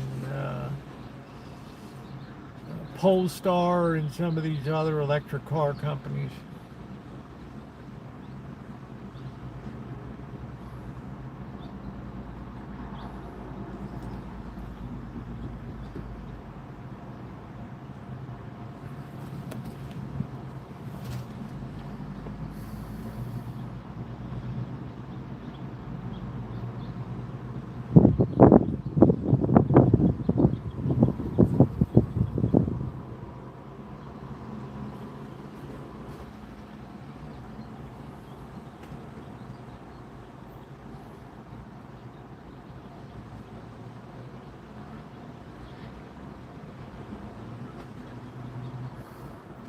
Entropy's the big problem, Carrie Class. Everything turns to shit in the end.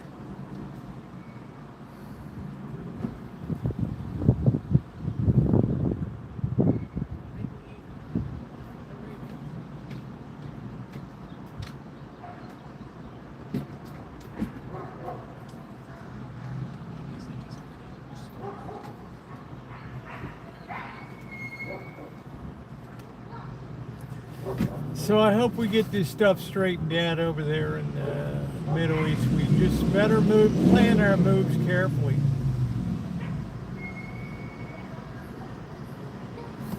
It's like juggling sticks of lit dynamite.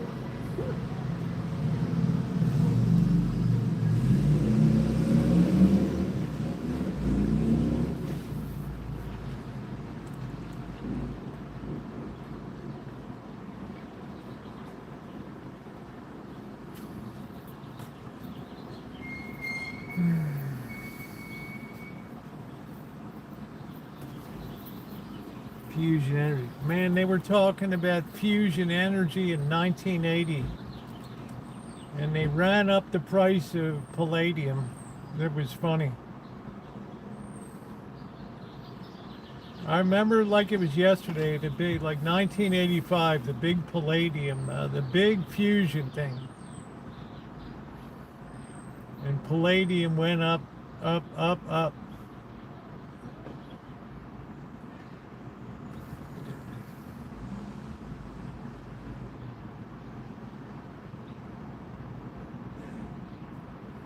Global oxygen levels are dropping.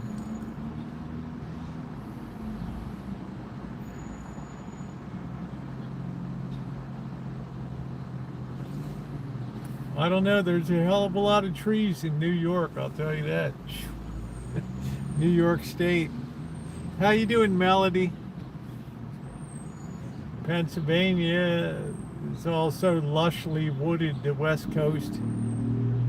That's got to be sucking carbon out of the air. Those trees love sucking in that carbon.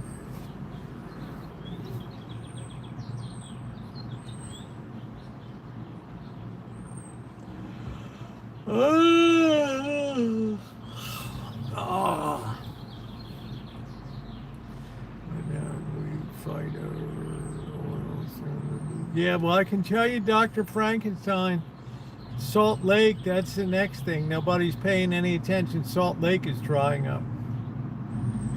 And the more that dries up, the more the winds blow the alkaline soil, and the more lung and health problems people get. You know, I'm afraid to say the West is drying out. I would be very, very careful about real estate in the West. That's why I wouldn't really sell this place, because coastal California has its own little special microclimate here. Thanks to the Pineapple Express and all the shit that comes off of the Pacific in winter. So it's also very comfortable. You don't need air conditioning. I think my power bill, gas and electric, was like $74 last month.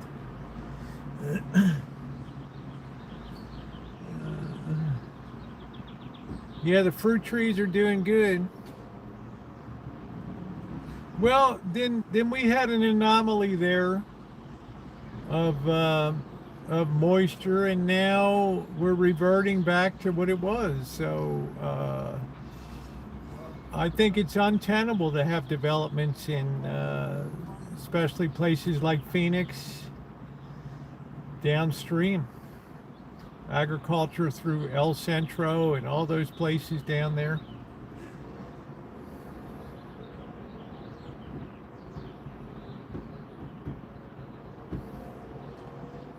So I don't know long term if I would be a buyer of real estate in Vegas. I know that it's already moving down in price.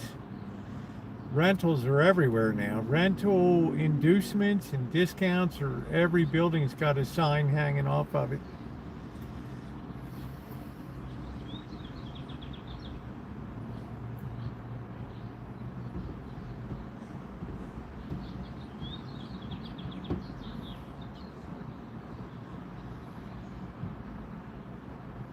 Got to remember, at the end of the day, gaming is a luxury, especially when you have to drive 260 miles to get there from LA. You don't need to go.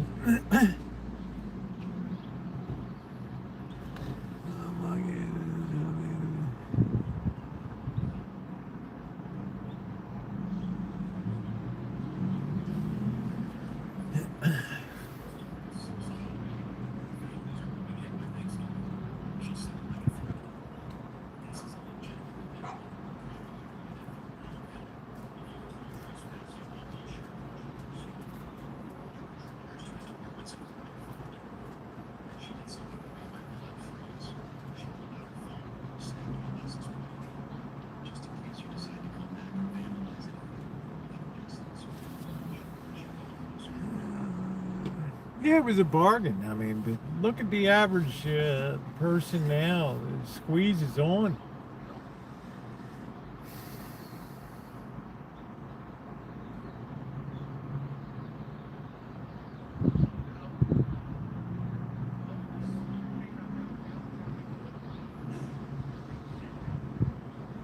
I don't even begin to follow baseball until after the All-Star break.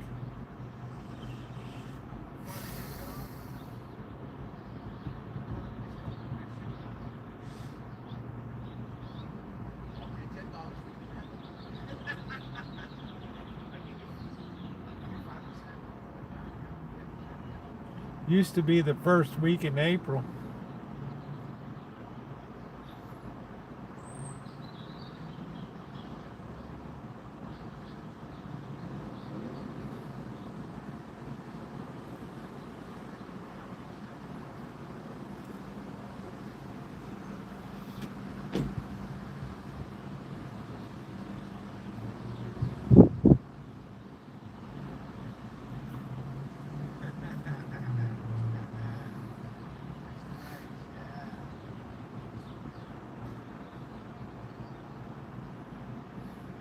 Polestar. Is that company still around? I saw a Polestar car the other day.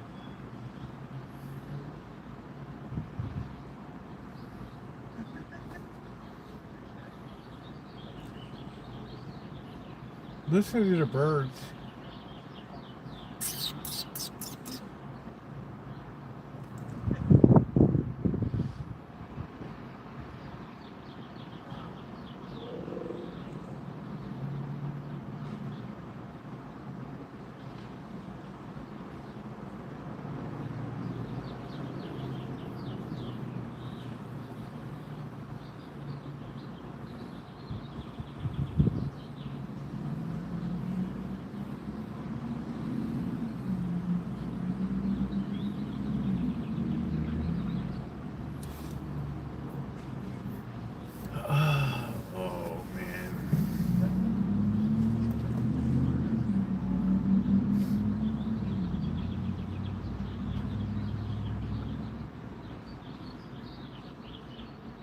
Springtime on the Rancho.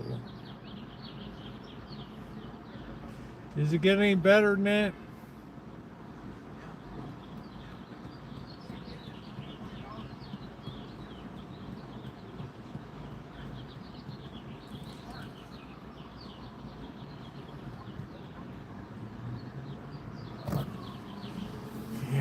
made it to spring.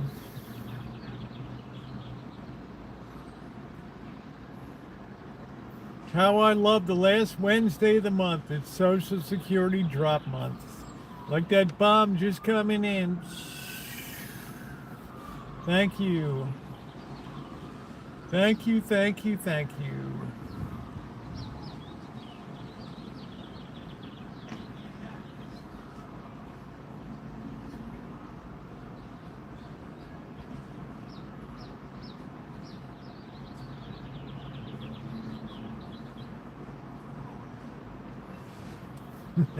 The invasion of pythons. Oh shit. We're going to a game May 1st. The A's are hosting the Giants in Sacramento.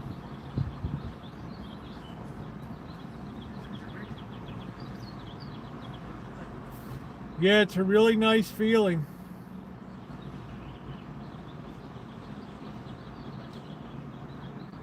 I still got to do my taxes.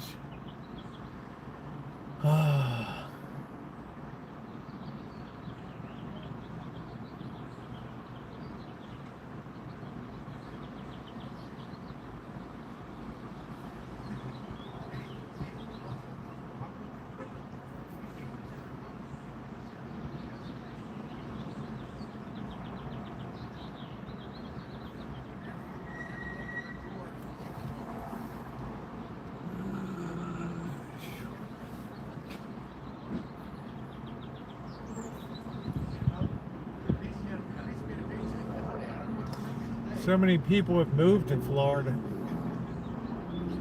I worry about the cost of, energy down there in summertime.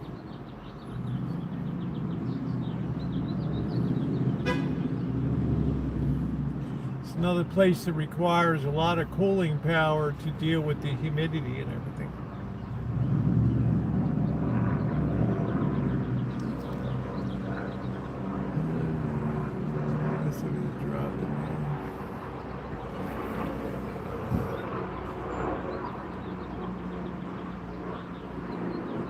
Yeah, I don't know. Cryptocurrency's really been tough. I don't know what the future holds for it. I don't know. It could go to $1 million. I don't know, but it's been a rough ride.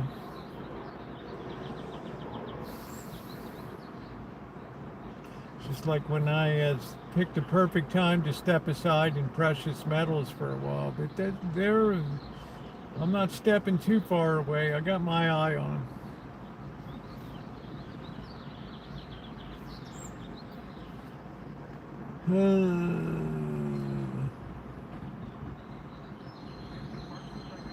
I haven't seen a refund yet.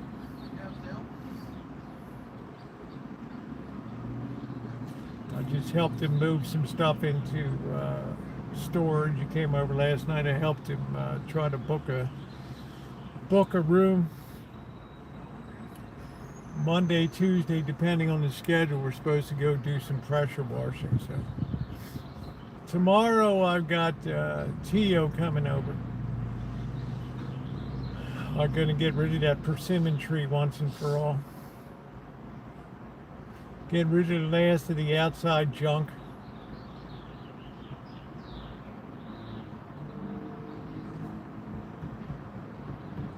I did his tax return. It was sent in by mail. I'm actually so weekly. Well, that's congratulations, Fred. That's awesome. I'm a person that applauds success. I love it when people are successful,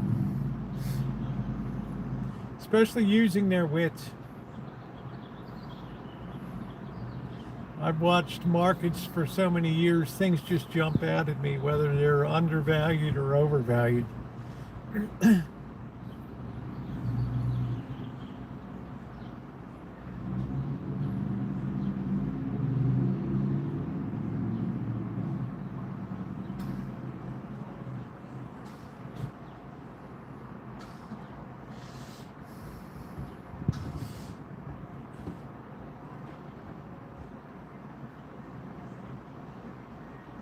It's funny, Duncan.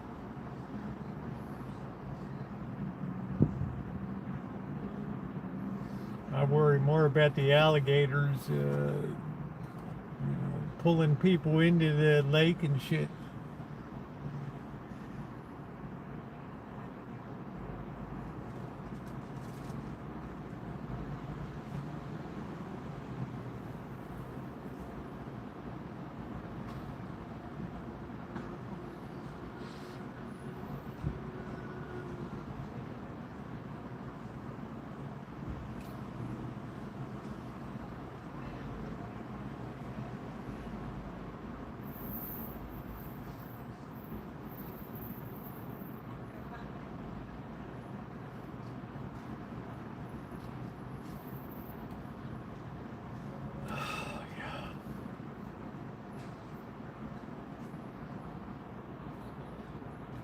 It's weird, at a certain time all the birds stop singing. Isn't that strange?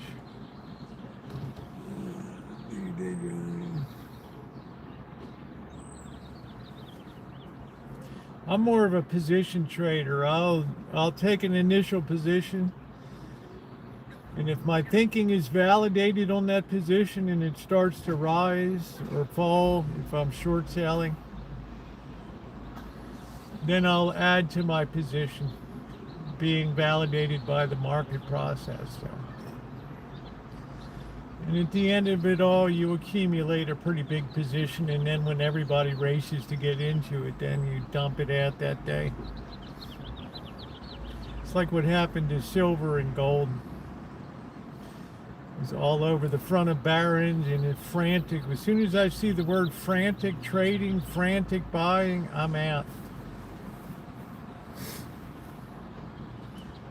That way I have a market big enough to unload in without any issue.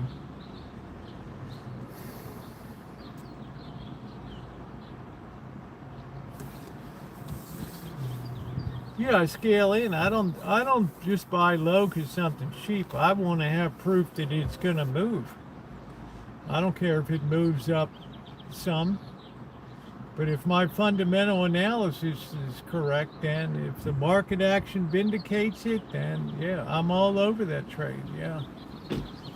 I don't care if a couple days go against me or whatever. As long as the investment thesis holds, then it's good.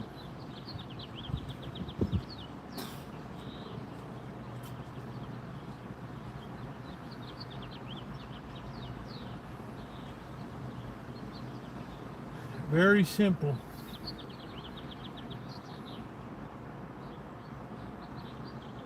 I always said the greatest book anybody can read is The Reminiscences of a Stock Operator, the thinly veiled biography of Jesse Livermore.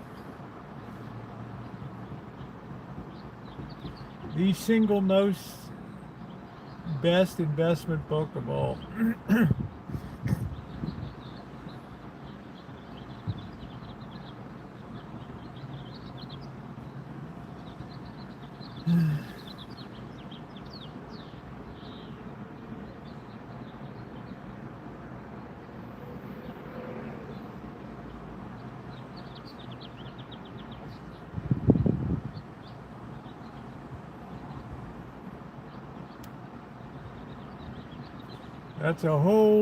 That's a whole course in speculative investment right there. You listen to the audio book, you just enjoy. The guy's very well written.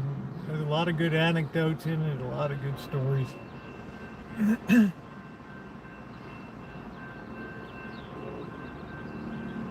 So all you need to know is right in that book.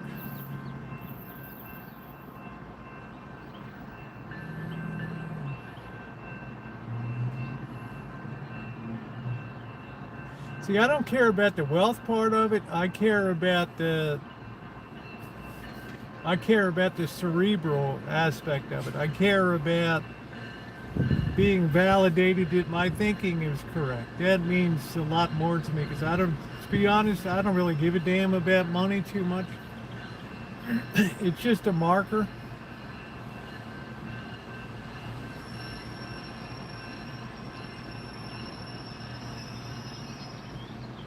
But I do like to be correct in thinking. So there's a certain pleasure in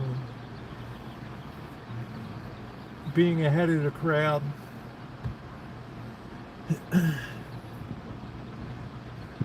That pays big dividends. And then just hang on to it until the trend just people go lose their mind to get aboard, and then let them have what you have. That's it. Psychology. As Coach Charlie Ekman used to say, very simple game. They hate it, I love it. They love it, I hate it.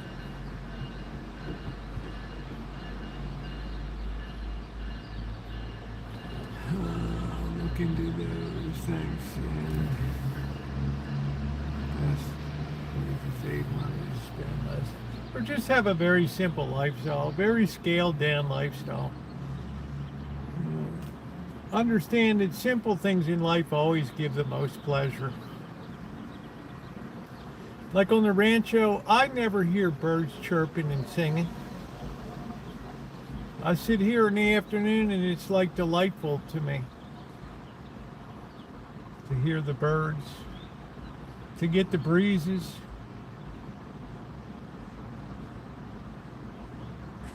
Have a cup of coffee, sit on the back deck, think about my day.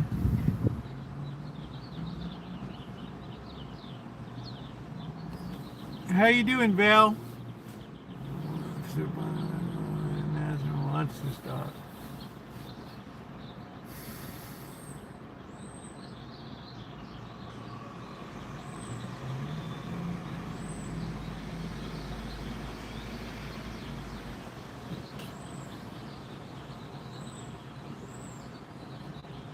Used to be, I got 35 days before I hit Vegas. Isn't that cool? That's nice.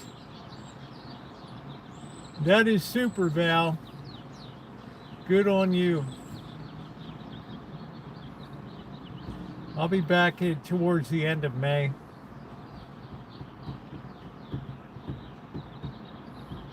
By that time, I should have everything pretty ship-shape on the Rancho.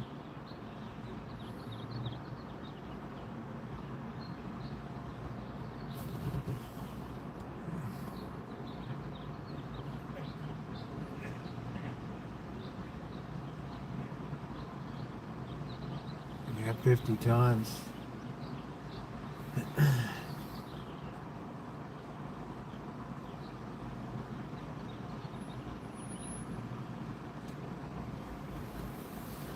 Yeah, try to avoid depreciating assets if you can. And if you do own something that's a depreciating asset, treat it as if it's an appreciating asset. Like a car, a van. Take care of the maintenance, do the work.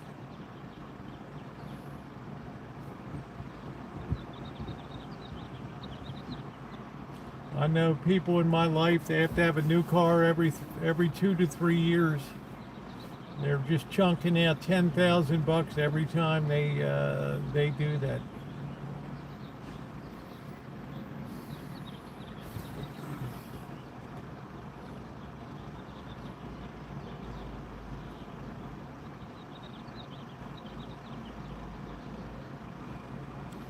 I have no interest in the moon. Don't have mining minerals on the moon. Those will be the most expensive transportation in the history of the world. Somebody's head's on the moon.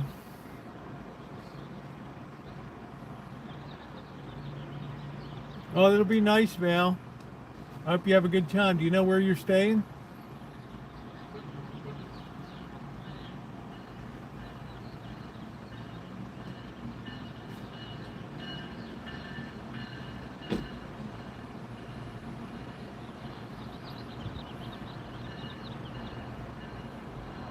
I'd be very careful about buying real estate right now.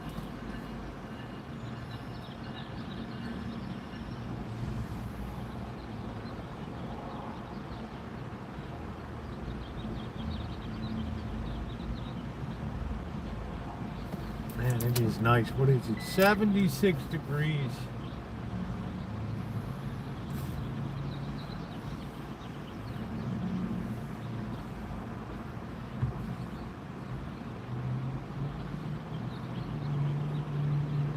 Oh, that's nice. Four Queens. Yeah, no resort fee there. Nice rooms. Nice people too.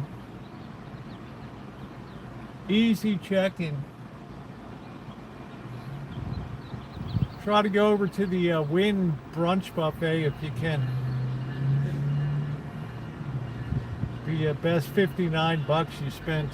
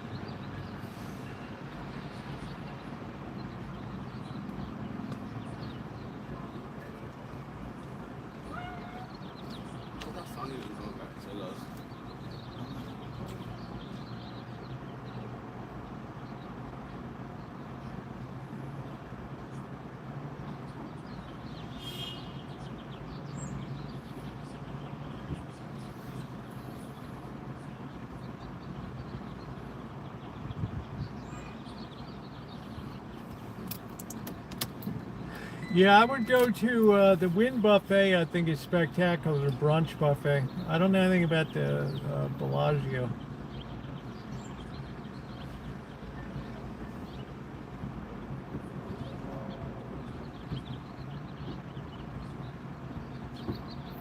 There's some couple of the strip casinos. They're starting to put together package deals for people now. Haven't had that in years. Fly and hotel and meal voucher and everything. They really need to get people into those places, and right now it's really hard with the state of the world, the state of jobs.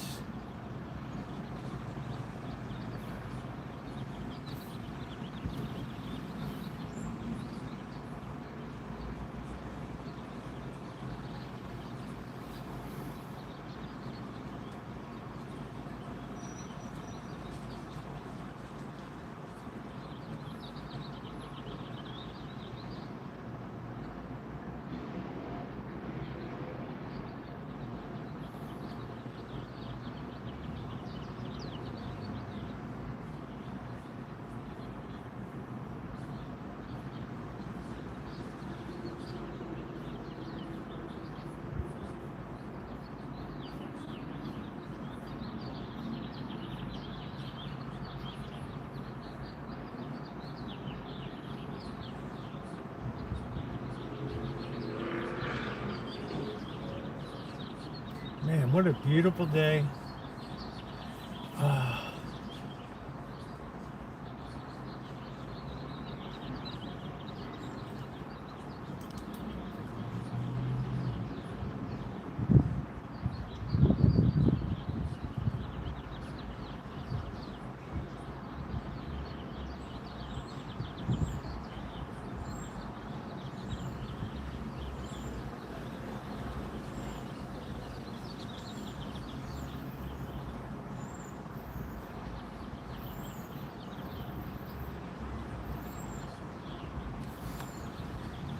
I could never buy someone else's roof. I'm not sure what that means.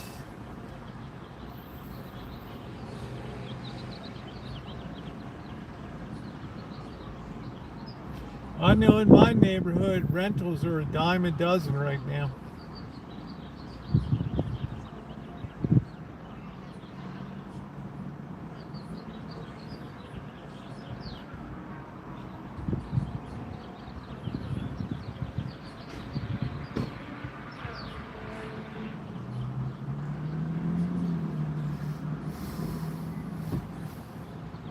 I got put out of my house. Oh man, the hell does that mean? That's funny.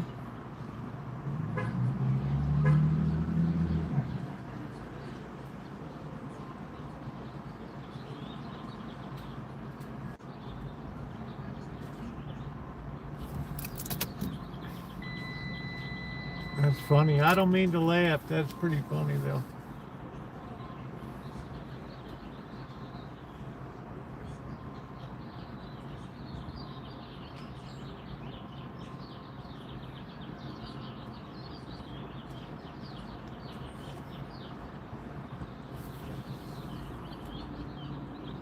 Build a moon base on the moon. Wonder how they're going to pay for that.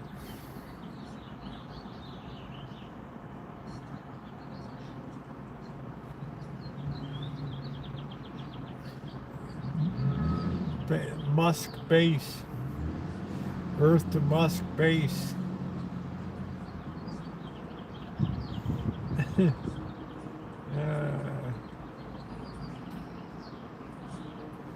Elonville.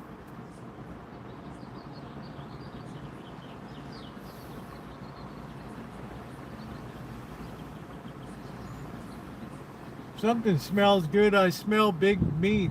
20 billion, they say. That's all.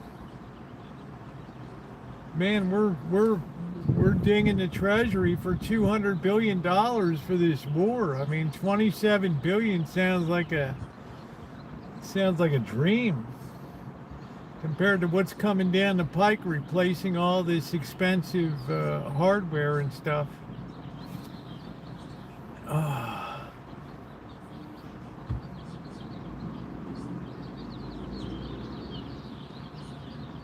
Oh, some guy from Nashville bought the home I was renting. Okay.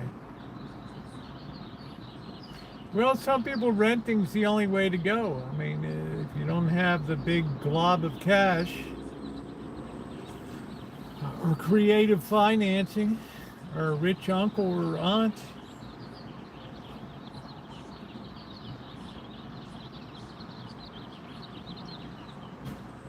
maybe they got a mass simulation somewhere in the desert. I hope they can pay the cooling bill.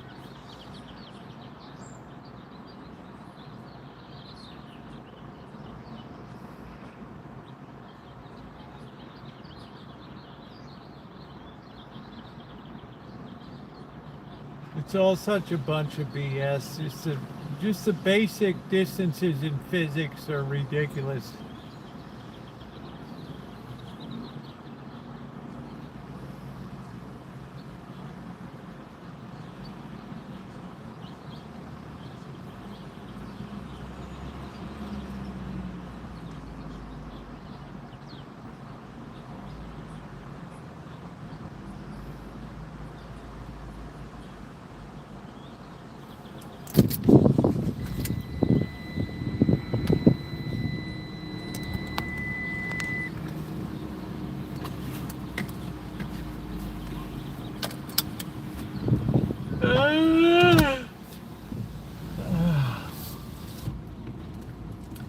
I remember watching that first moon landing, July 1969.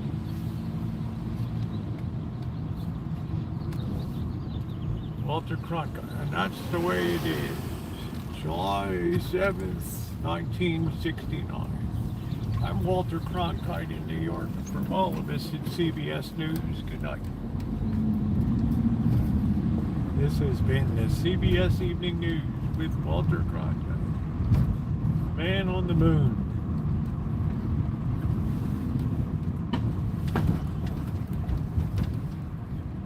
Well, the world needs big dreamers. Holy smokes, it's gassy grandma. Got that Giants game going on. All right. Gassy grandma.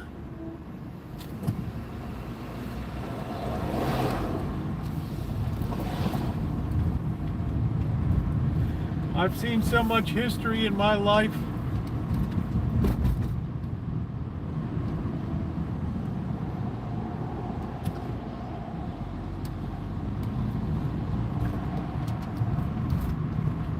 Funny thing is, at that time, not one person said it was fake. Not one person said the world is flat.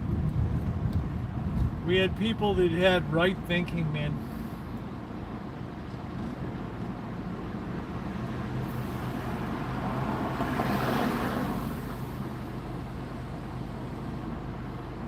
People never survive the radiation. People would go out of their minds mentally. They'd never make it.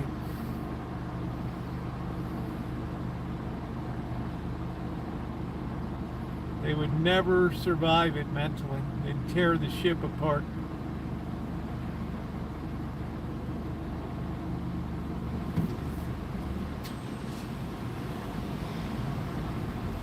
It's like Lost in Space, but nothing's as cool as the Jupiter too.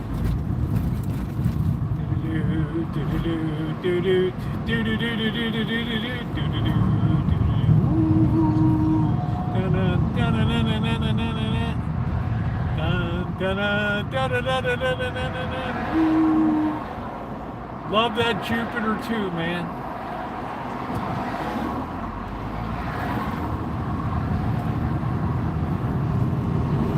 Warning, danger, danger, warning, warning. Brace for impact. Do-do-do, do-do-do, do-do. What a great show until they screwed it up with all that Jonathan Harris bullshit.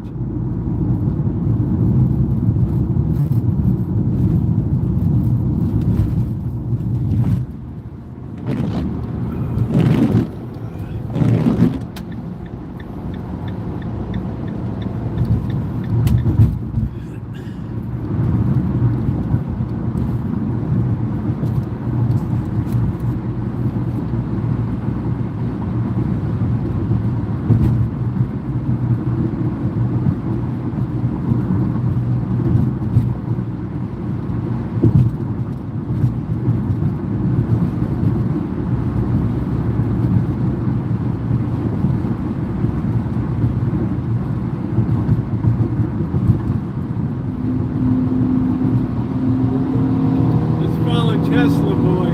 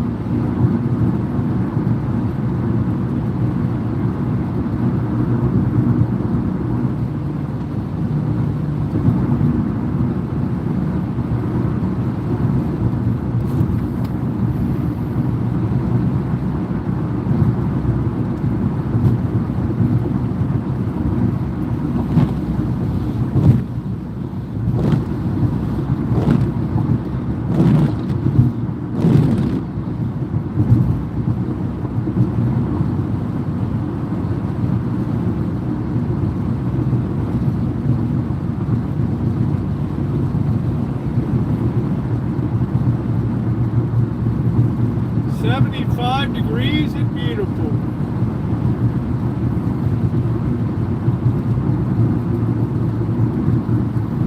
What's up, BW? They're like cockroaches.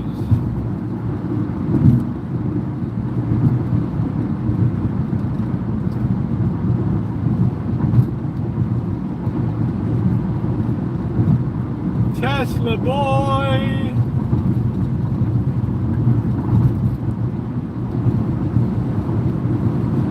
I'm burning fossil fuels tonight. Remind me to go to the market. I need to go up to Furcrest Market.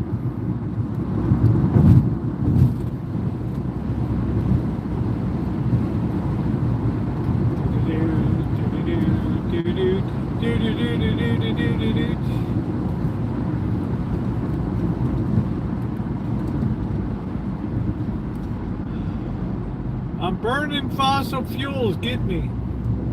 I'm giving out wings.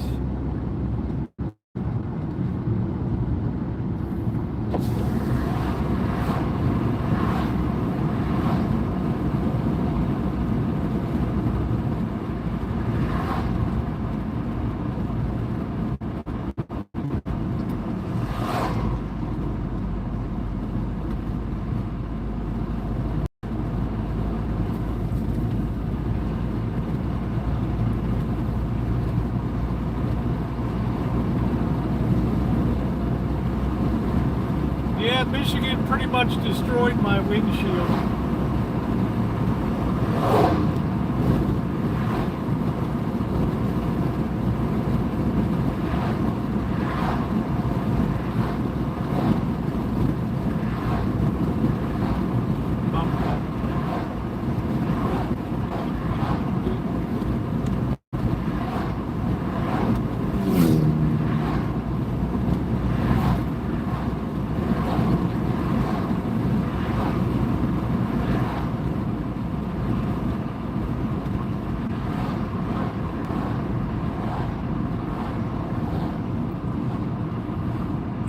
Lala boo boo boo, head your body boo boo boo.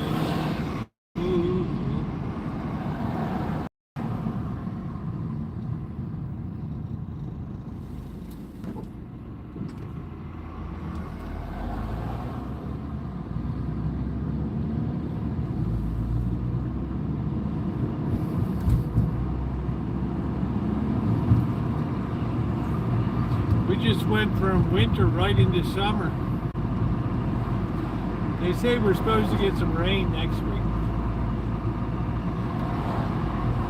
I gotta go pick up some soil amendments.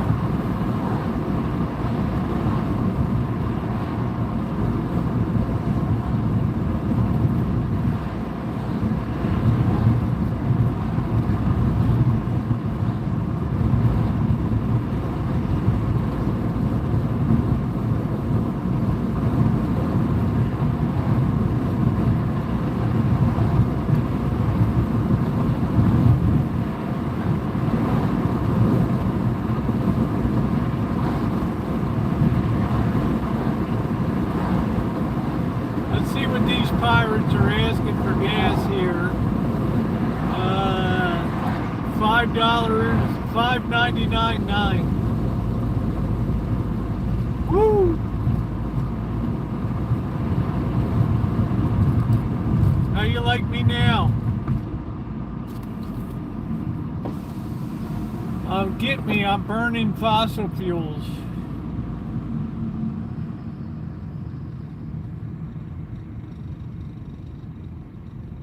All these trees are pumping out oxygen.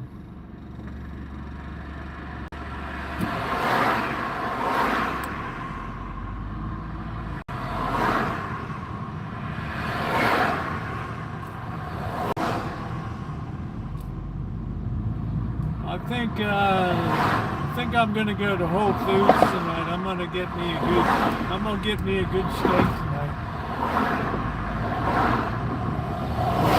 I'm gonna treat myself. Roosevelt, you are so fine.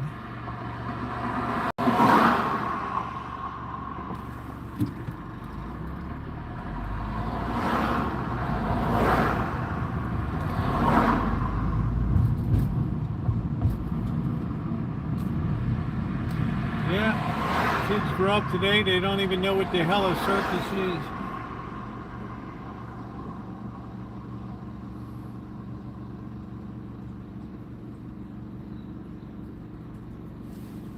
I don't really care about a tater.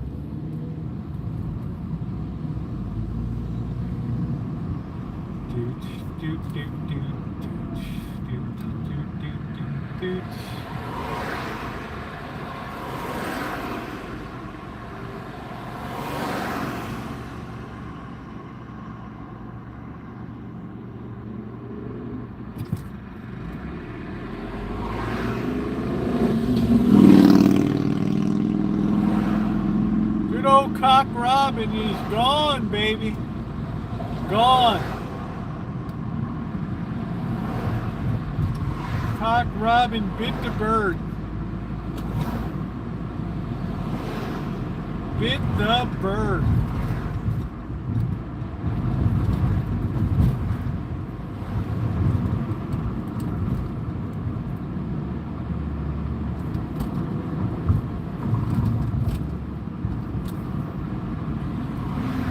Go right ahead, Tesla boy.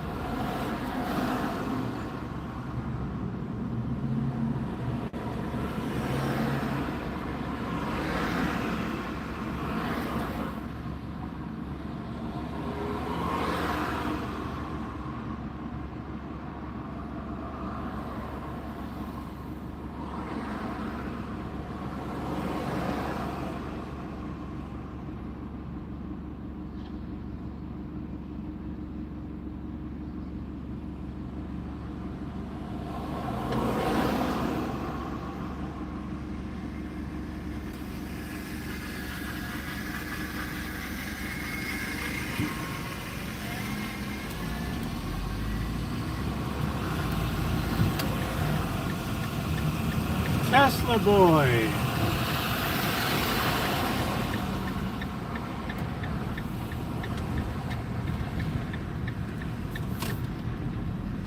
Should be a lot of young lobbers around tonight. Park here. Lots of young lobbers. Alright, we got a whiz, so you guys stand by while I hit the Wizzatorium real quick. It's a highlight of my day.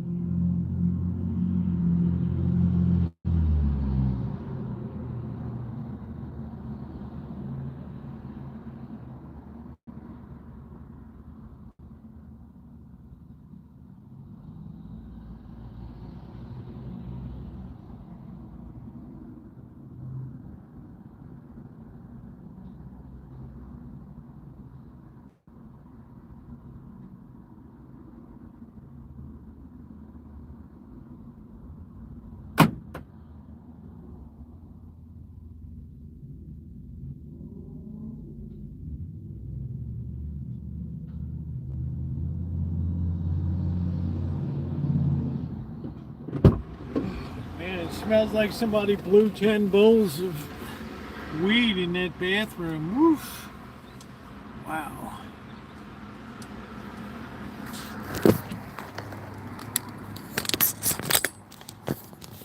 Alright, here we go.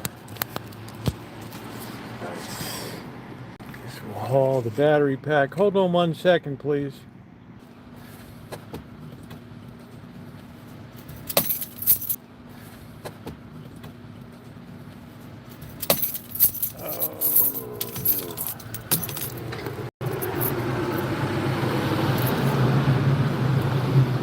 I always call my shots with you guys before I'm going to step out of the chat for a minute.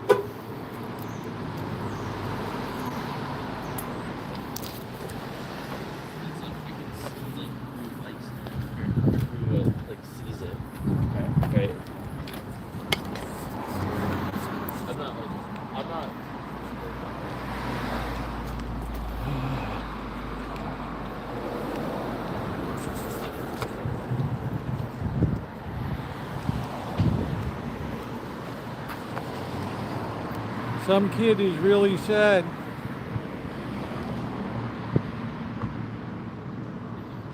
Can't say it hasn't happened. It'd be screaming like a banshee. I guess this is the peace wall over here. Yeah, I might have a shot tonight. I don't know. Haven't had one since Saturday.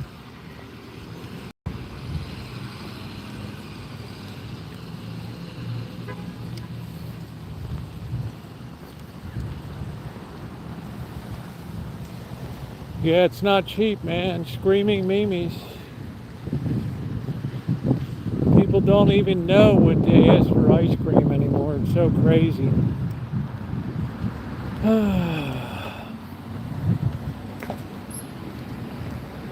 I'll never stop booze.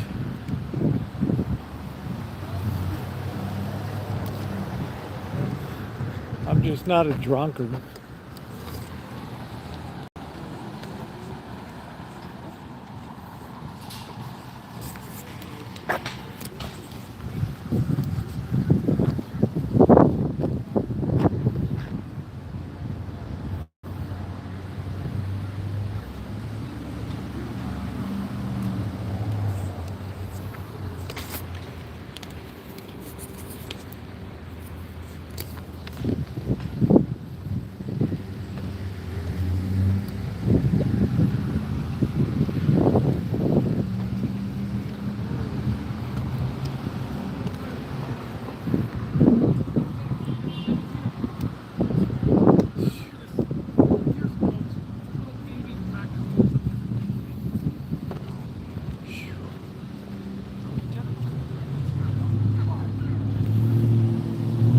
This guy's story is he's so pissed off he's trying to give something away. I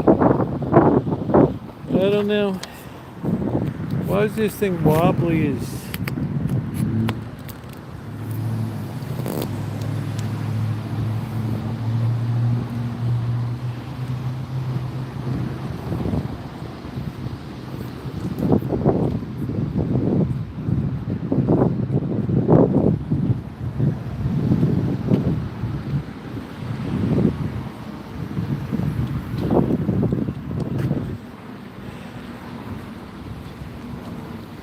This poor soft medicine, man. What a hard trip down. They were the toast of the town. Till I guess the guy couldn't keep his, maybe they're reopened, I don't know.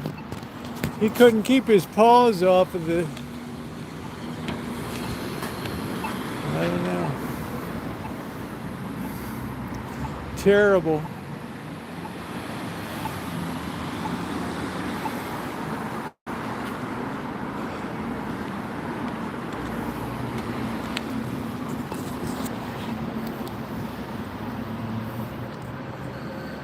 Oh, I just think you need to have some pleasure in life. Especially if your life is one of denial and Pilates. Zipline, guys.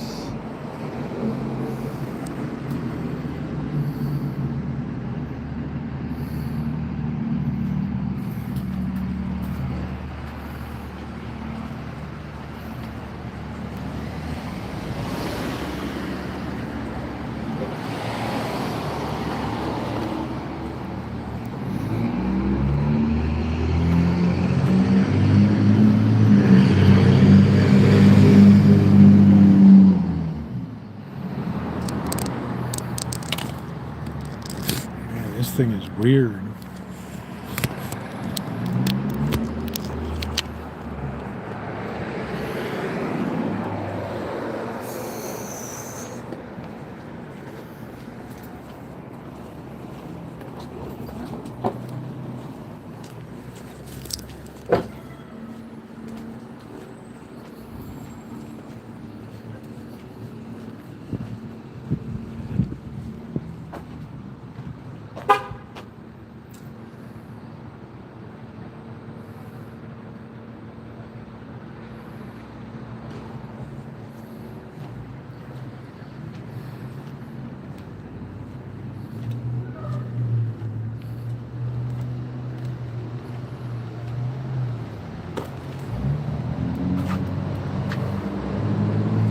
$2,000 a month for a studio.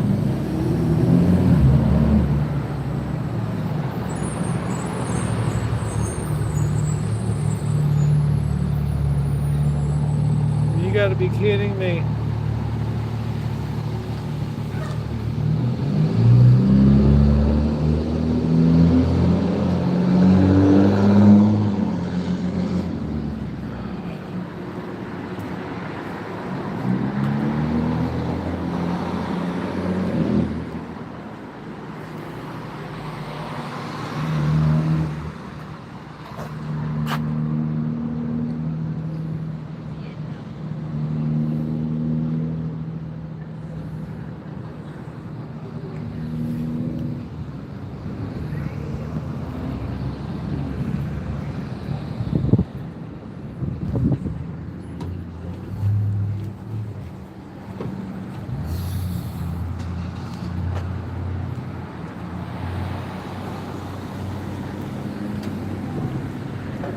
Boy, what a comfortable night tonight.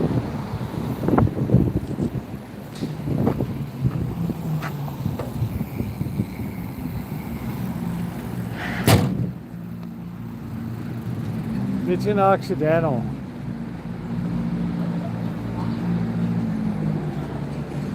Who in the hell needs a studio?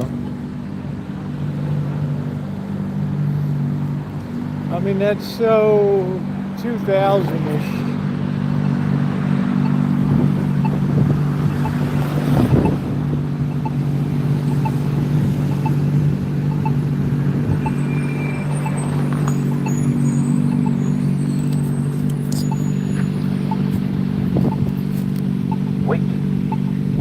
Bodega Avenue. Walk sign is on. Yeah, we usually get good signal out here. Let's see if this place ever reopens.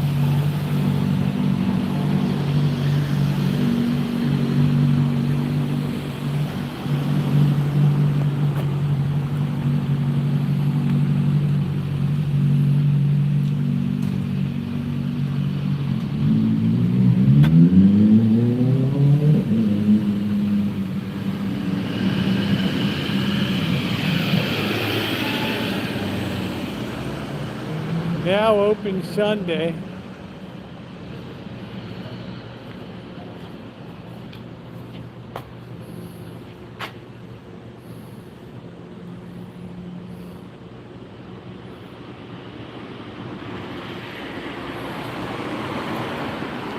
It's the Thai piss pot.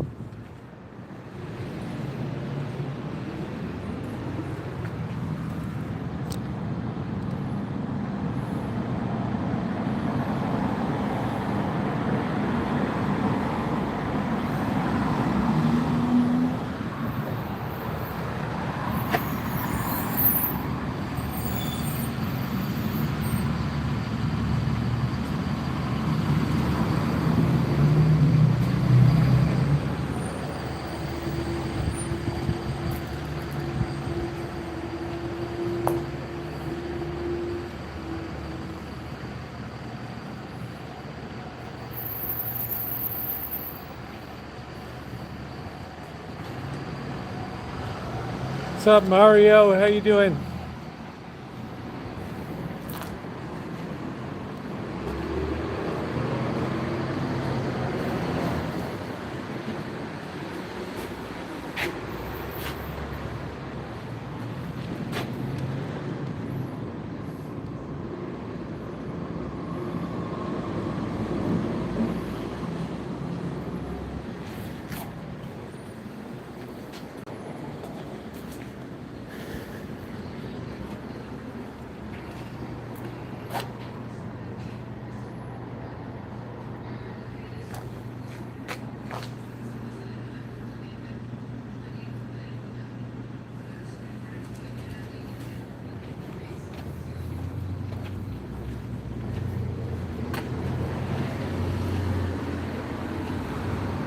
Life is like a greasy piss pot.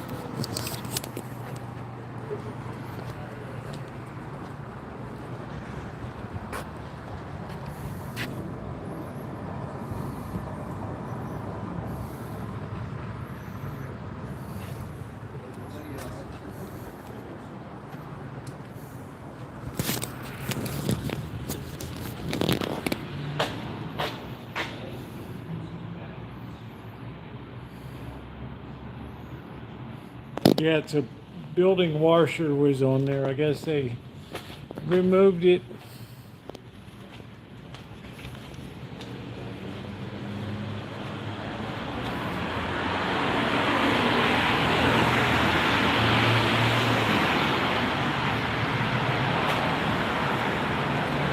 It's all about a piss pot.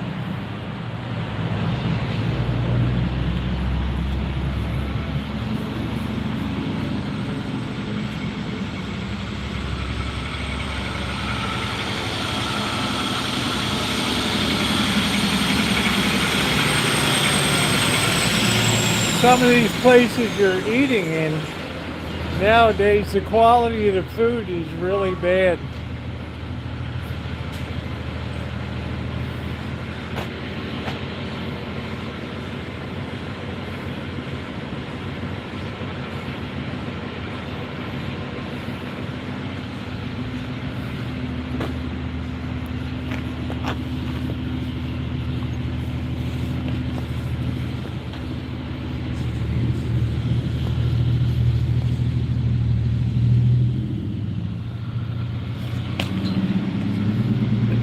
Dr. Frankenstein, what a way to get your skull ripped into. Here's one of these co-work places. These things just never work out. Share the space.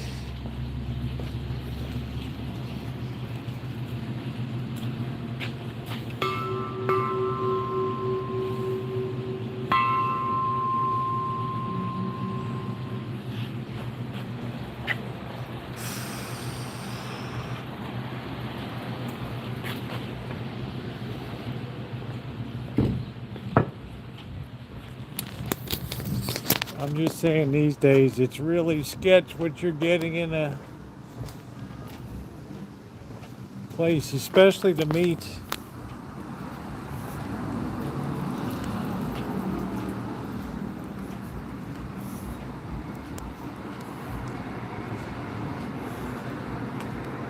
Society on the skids.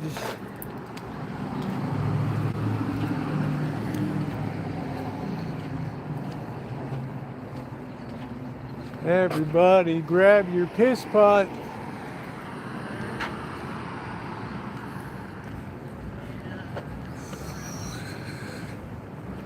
Sebastopol Documentary Film Festival. I couldn't eat a porterhouse.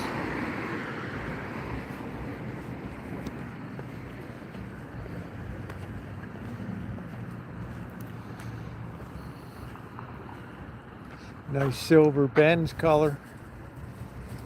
Just a nice ribeye. Does me just fine. Fat's good for you.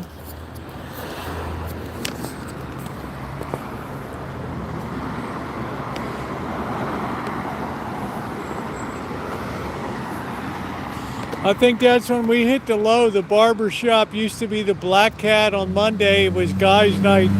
You could come in and bitch about what was wrong with the world.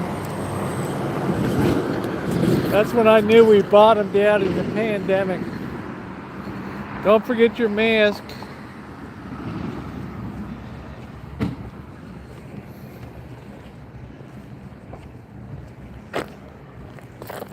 Don't forget your mask.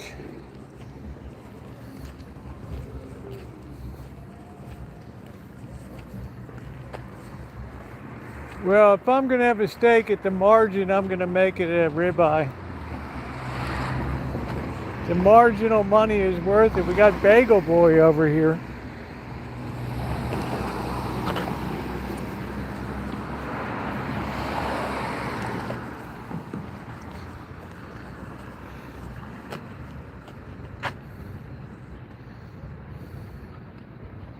Good old Bagel Boy.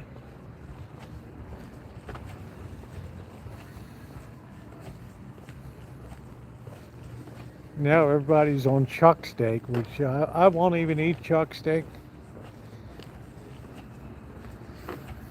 No thanks. I'll pass. I'd rather have ramen noodles and shrimp.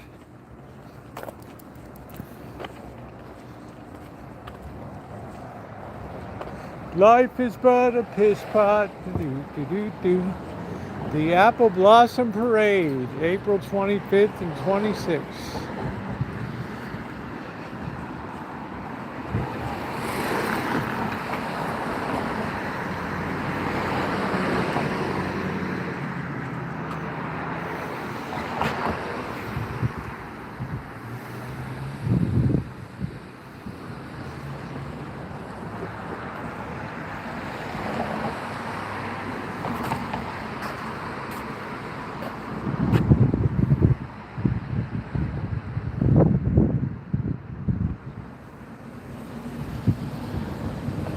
Time capsule. Placed April 13th, 2000. 26 years that bad boy's been down there.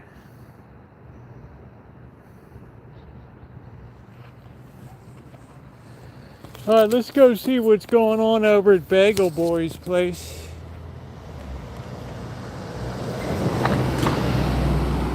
I eat red meat maybe once every 3 weeks, unless I'm having a hamburger like we did have Five Guys, which was good. Make sure to hit the thumbs up if you're coming in. We're trying to get to 100.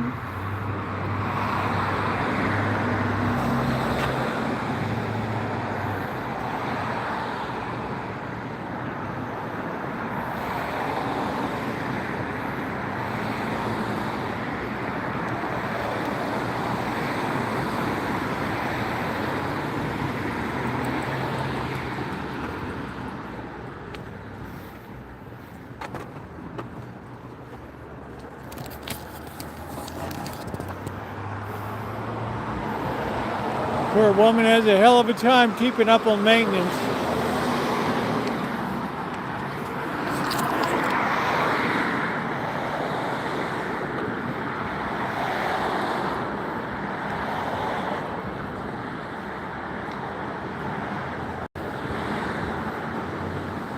Too expensive for me. I like In and Out.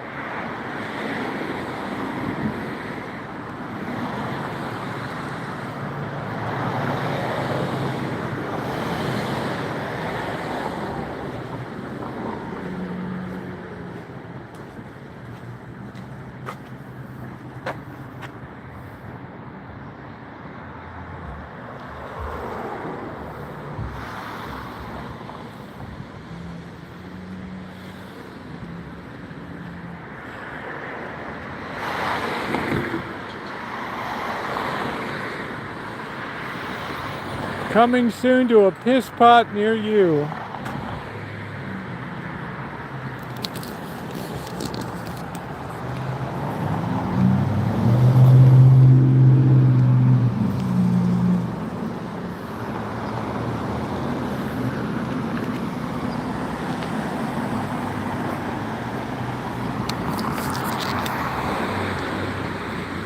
Typical 1920 bungalows.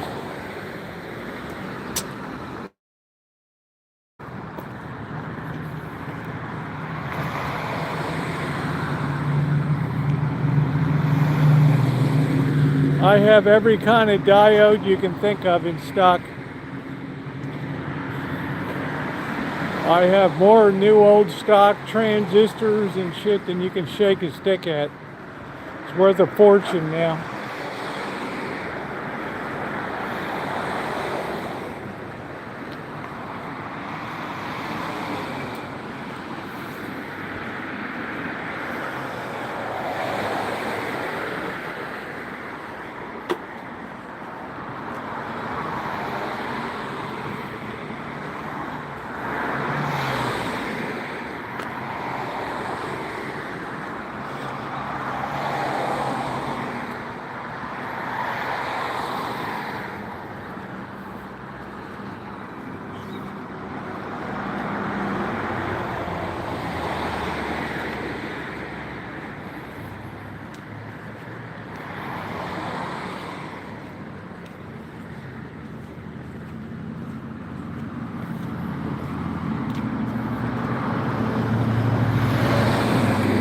Smoke shop, baby, get your weed.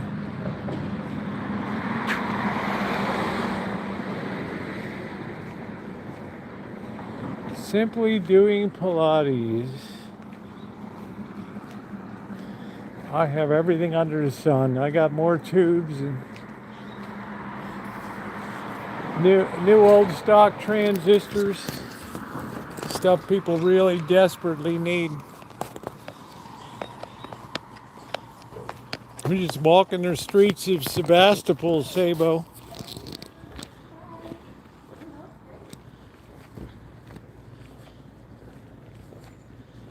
Just looking for piss pots. Here's the barbecue, boys.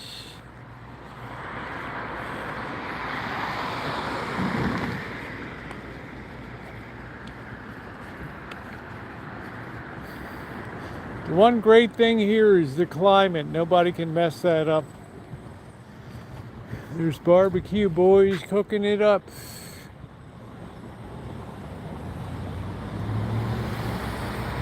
Tending to the barbecue.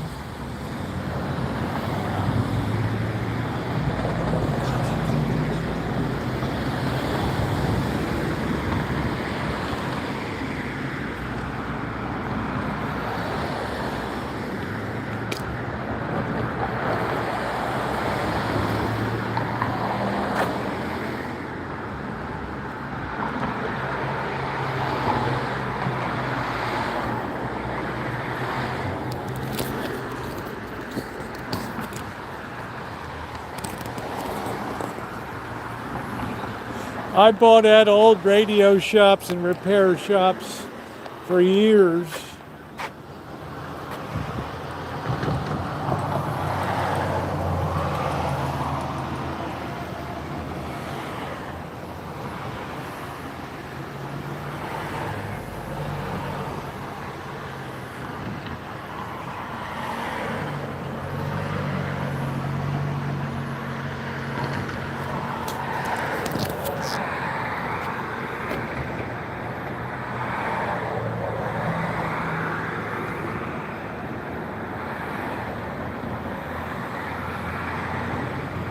Man, they even teach you MIG welding.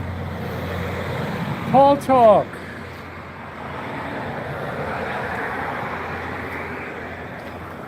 Galena Rufiner. Dragon Rises College of Oriental Medicine. Is that a real thing, Dr. Frankenstein?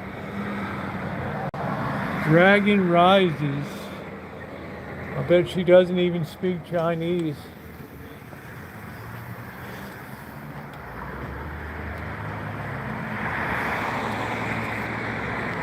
Acupuncture, psychotherapy, herbal medicine.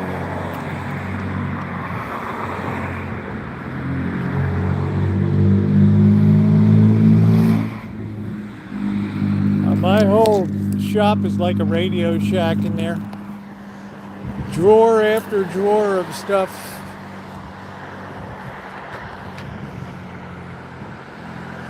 It's that weird little school.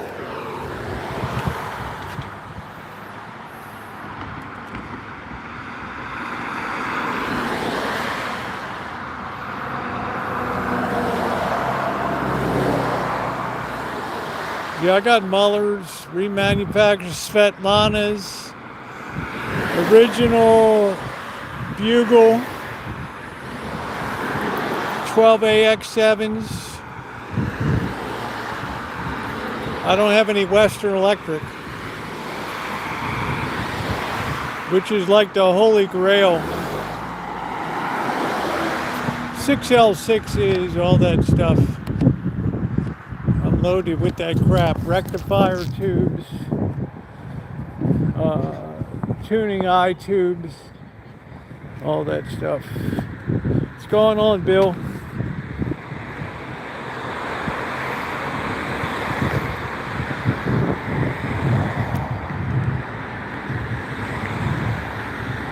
Isn't this beautiful?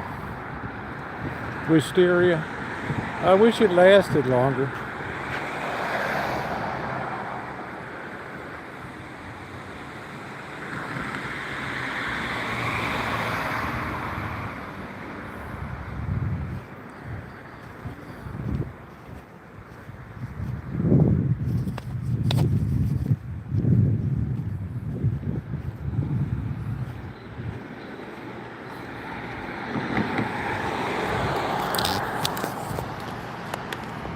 Barbecue boy.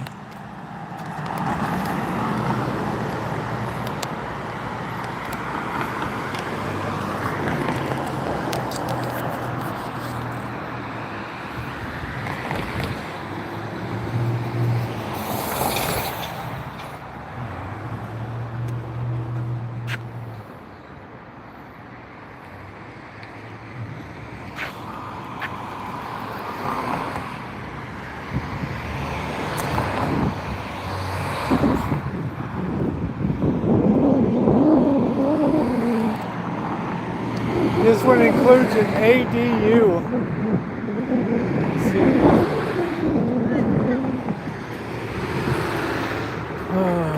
Let's take a guess first how much it is. It looks like it's in good shape.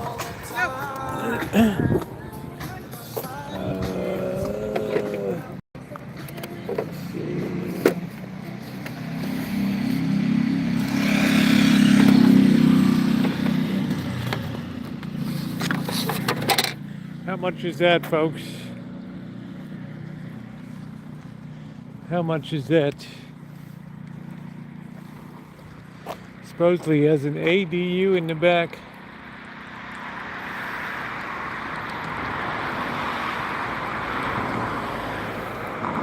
Too high melody.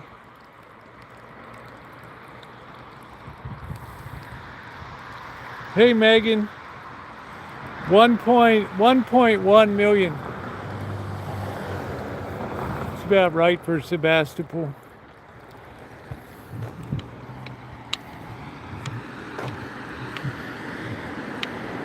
Makes the Rancho the steal of the century.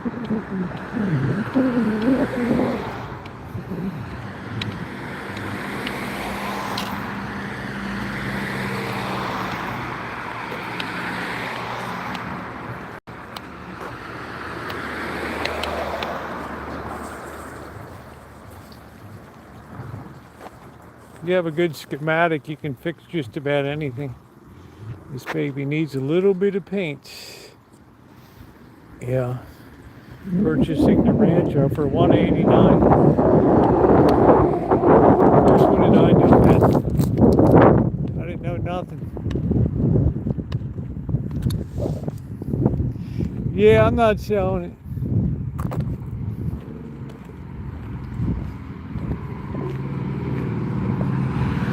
What would I do with myself?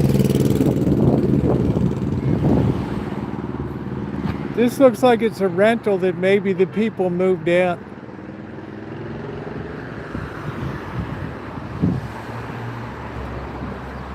They left their piss pot and all their junk there.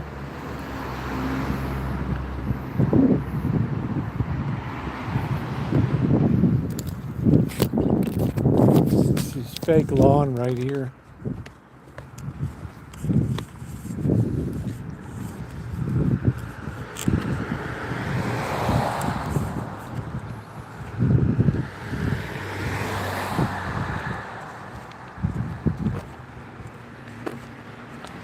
converted into office, but nobody wants offices anymore.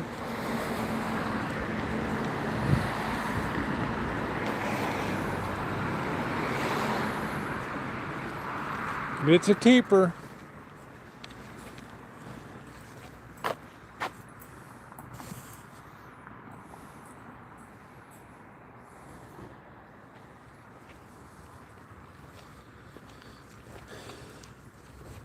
Everything needs maintenance. A lot of these older people are afraid to have people come on their property because they'll be beaten and taken advantage of and stolen their shit.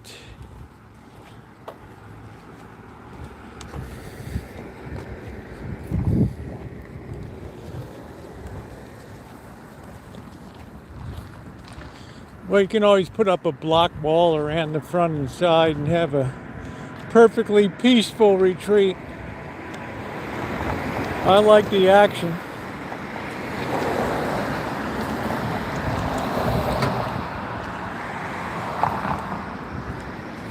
That's all I do, Tyro, is snoop. That's what this channel's been about for 14 years. That's all I do is snoop around. Stick my nose where it shouldn't ought to be. Irritate people on the road. Get my life threatened once in a while. Yeah, it's all part of the show. Oh, this poor woman with this overgrown crapola here.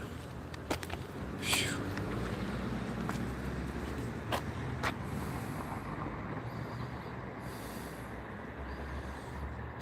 Smells like lilac and lavender, like old lady shit.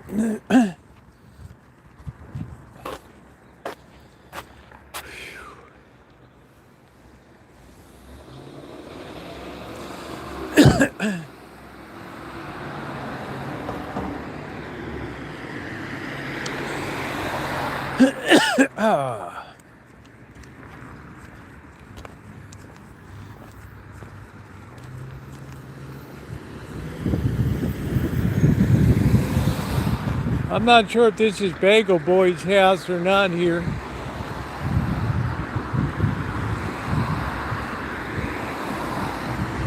Here's Bagel Boy. What a tough way to hack out a living.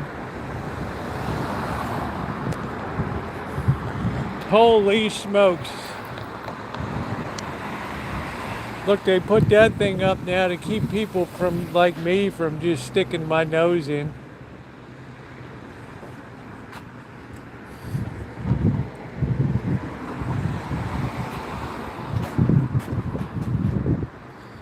Last time it was filthy over here.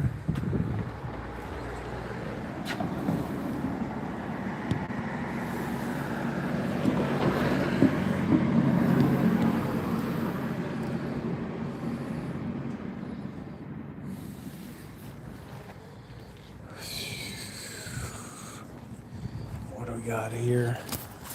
Piss pot papers. They just left them all out of here.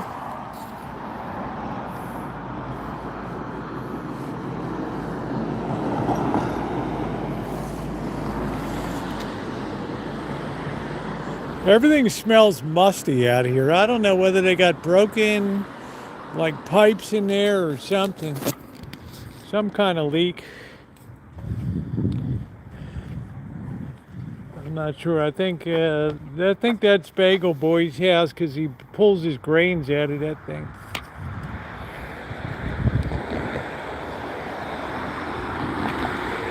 Can you imagine he's going to have his kids? They're like, hell no, we're not getting up at 4 a.m. to work your dream.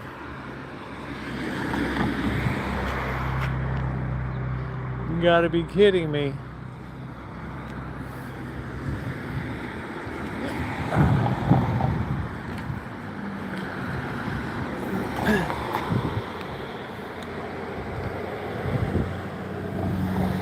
Thursday, that's tomorrow.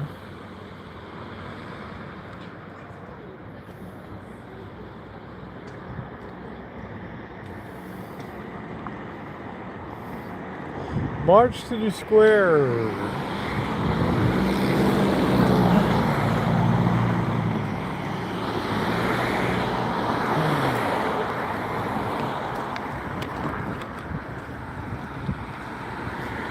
Yeah, the family business. It's like, who needs it? Look at those 6x6s, man. They are expensive. Wow. 4x4s treated. They're at least $40 a pop.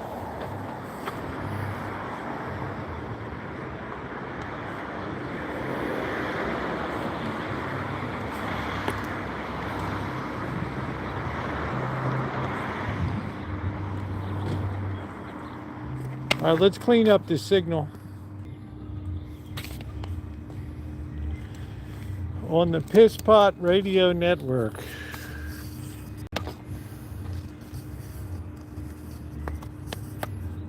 Yeah, people here don't like me in this town.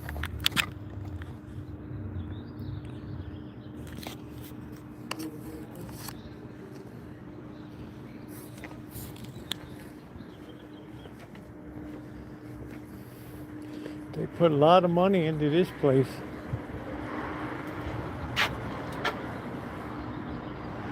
A lot of money. Just look at those beams.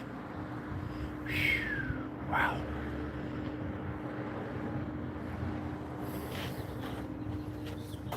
Yeah, it's very good structural, but it's expensive as the devil.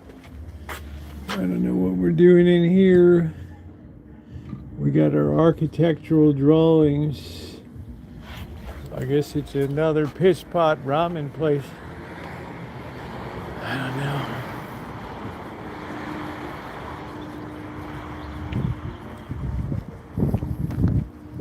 You never want to cook on treated lumber though.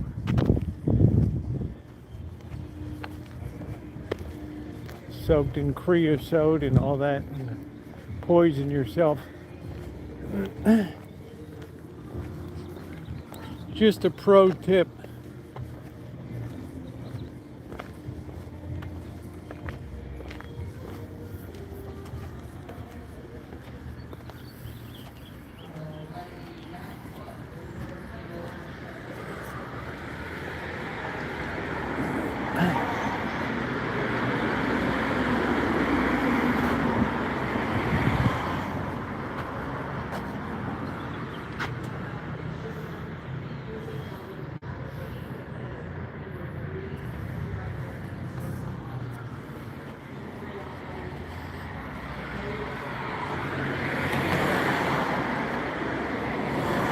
Yeah, I agree, Dr. Frankenstein. You just make it work for you. You make it work for you.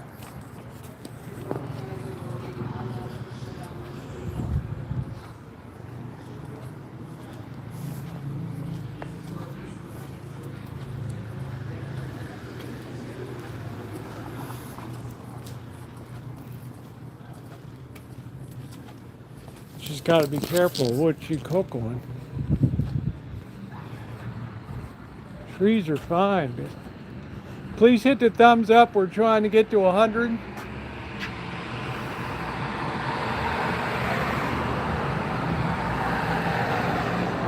Apple Blossom Fest Dutton.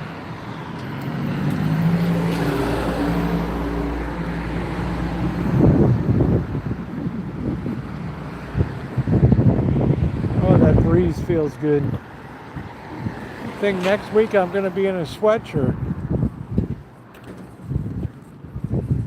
I think we're supposed to get rain one day.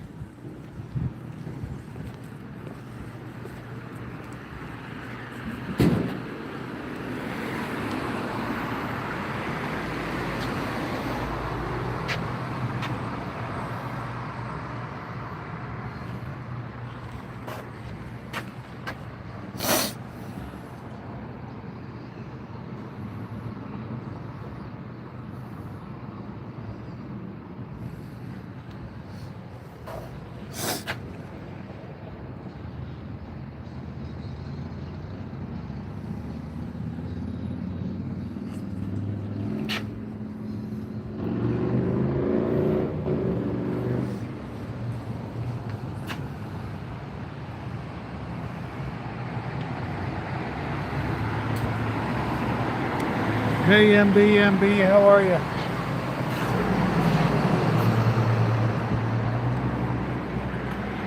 It's all about the piss pots. All about the piss pots. See who's coming to the bookstore.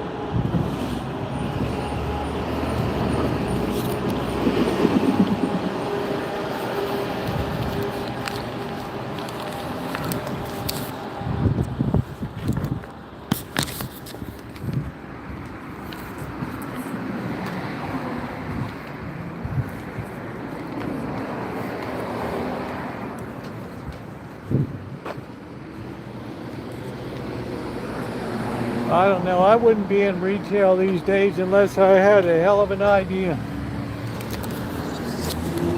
Ramen always does good, Japanese. Wait, wait, wait, wait, wait, wait, wait to cross Bodega Avenue at North Main Street.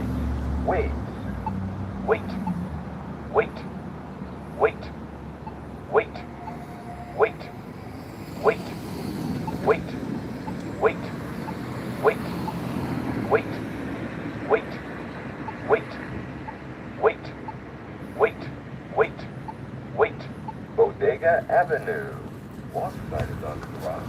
Bodega Avenue. Welcome to the piss pots.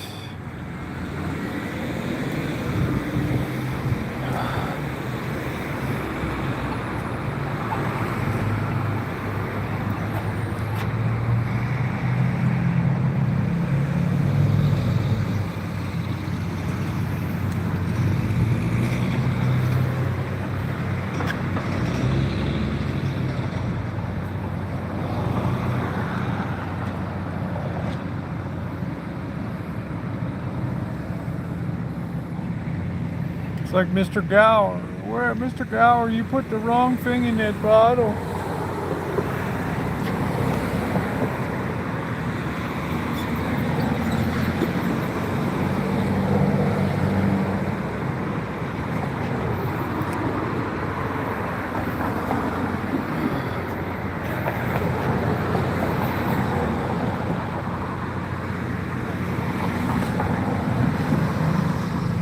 Nutty Brittle, 39 cents a pound.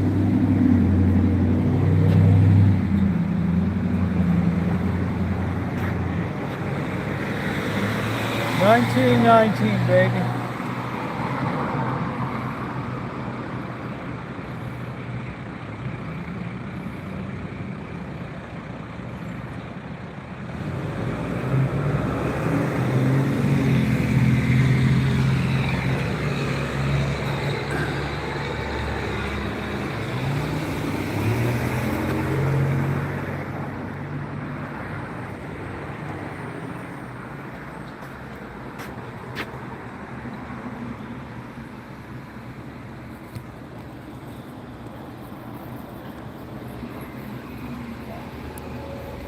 You always have to look at the eyes. It's always been a trademark here.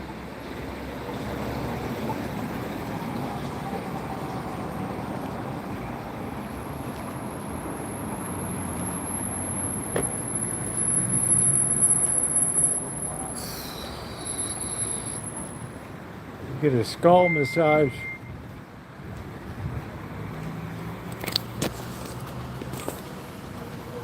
Yeah, I've made good peanut brittle before on the channel.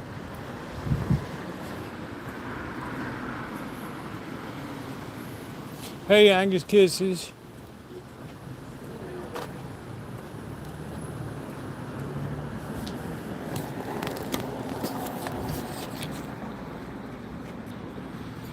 We don't got much coming to town. Maybe we do.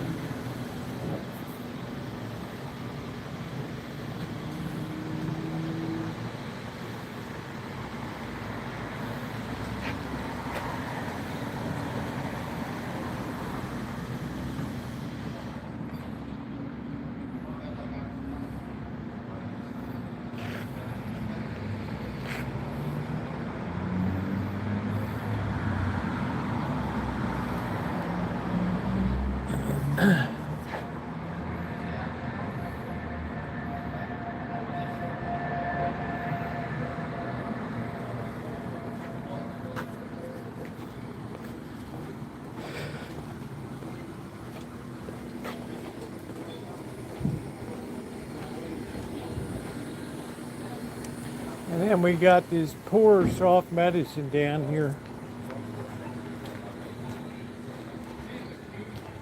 Once again, sex rears its ugly head in, in the business world.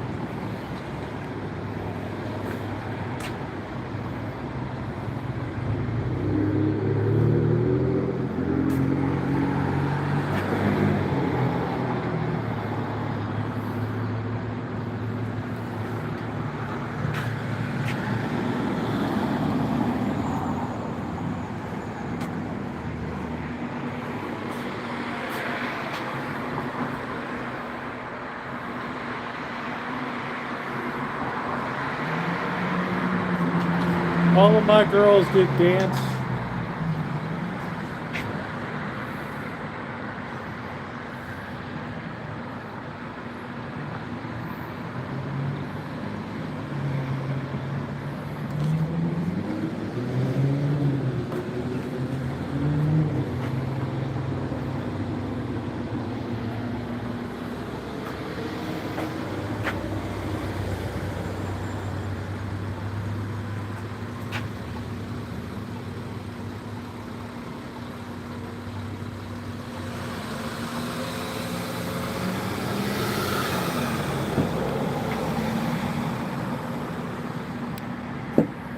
That's one way to break your lease.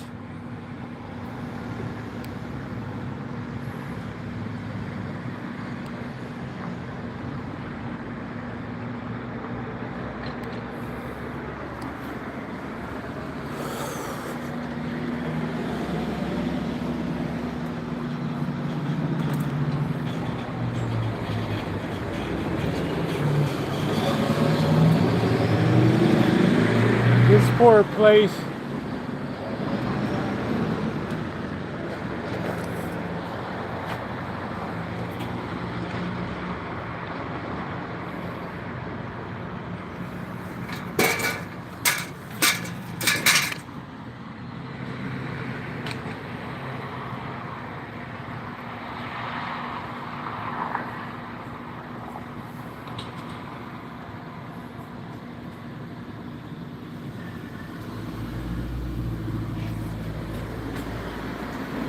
Never underestimate human nature.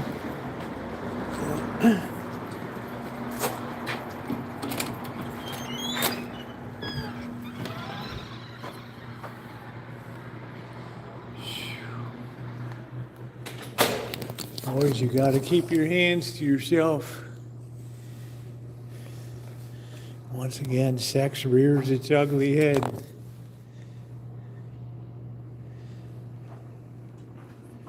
Co-create. Looks like that went out. And what a total blowout. What a blowout.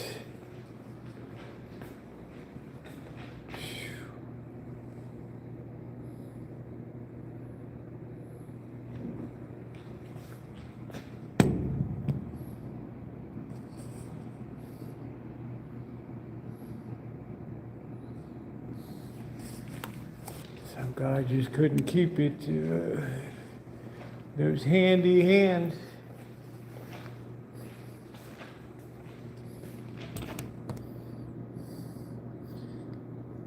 Just remember, everything always turns to shit in the end. It's the human element.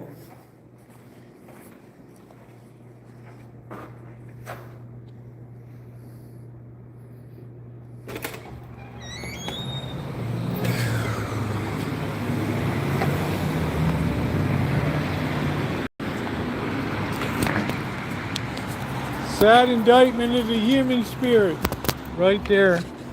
He said, she said. That's the end of the line. Soft medicine is no more. And now who gets rich? The lawyers. Wait, North Main Street. 199. It's ever thus. When sex rears its ugly head.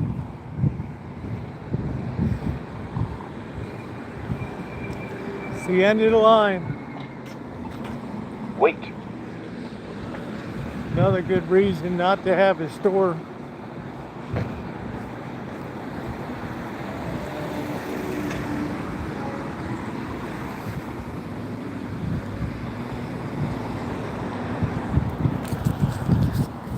These lawyers out here make a fortune.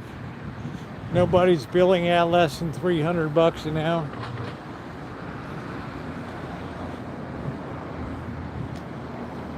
No, just look up soft medicine. I don't really know the particulars. Somebody put their hands on somebody or something. I'll probably relay it wrong. Just Google soft medicine and the story will come up. I forgot a lot of it. It was about a month and a half, 2 months ago. Hey, Kelly.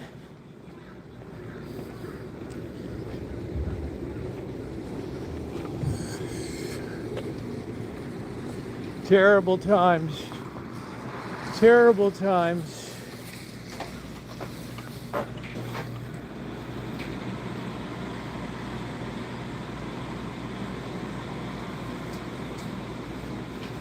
Yeah, they happen a lot. You put a bunch of young people together, and the hormones are raging. That's the way it goes. Oh.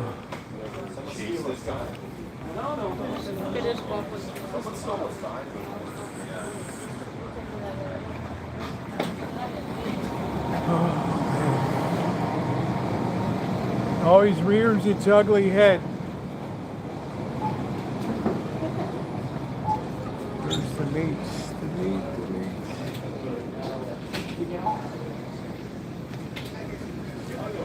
I don't know, Kelly. It just ended. I didn't do anything.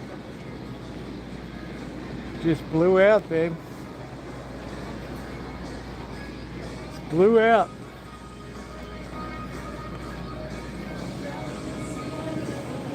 Just stopped and stopped and stopped and stopped. Ooh. Just totally cut out on me.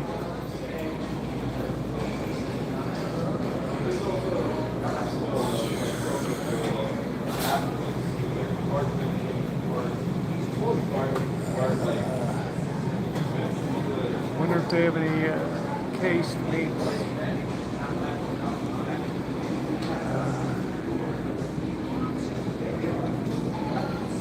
It just reared its ugly head again.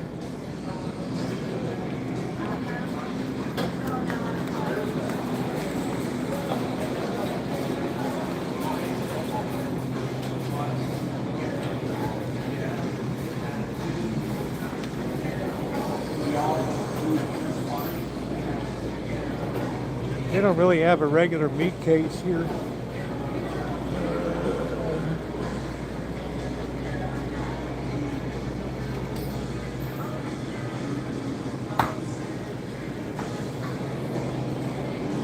Well, you know, nobody can complain. It was 9.5 hours.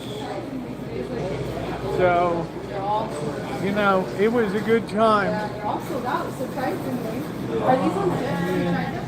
I've never had, but you can really like. Is it like, how much is it for one? Yeah,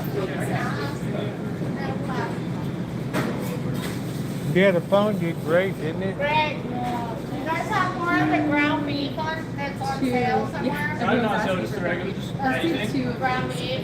If it's not, last right there, so it's on the right side, it's running. No, keep it packet. Tomorrow. All right, good price is too much.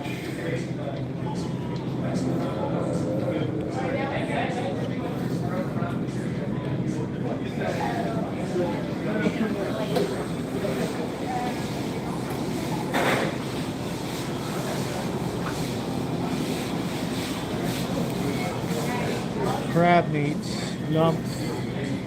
They're lumping.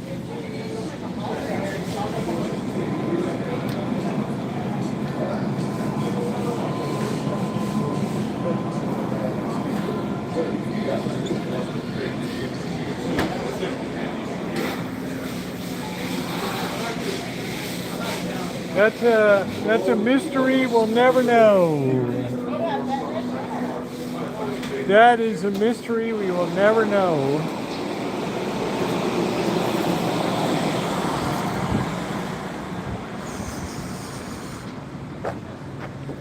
How does Cucumbers keep their place going with the shit wages they pay? It's one of those mysteries of the world.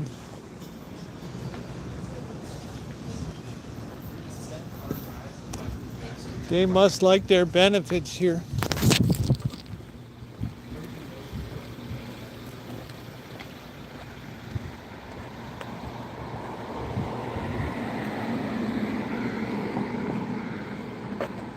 No longer publishing the Gazette. Ooh, why don't you ask him? How do you keep your employees when you pay sub-minimal wages here? Why don't you ask him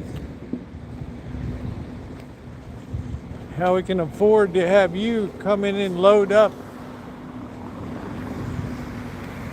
Take advantage of those poor employees sweating their asses off, trying to make a buck. You know what buffets pay, they pay like shit.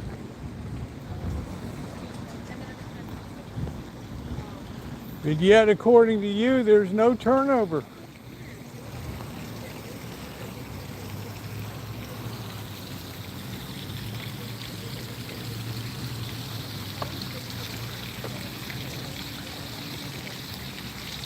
That's your poster child for paying shit wages under $30 an hour, which according to you is not even a livable wage. But yet there's no turnover, which is phenomenal. How is it possible?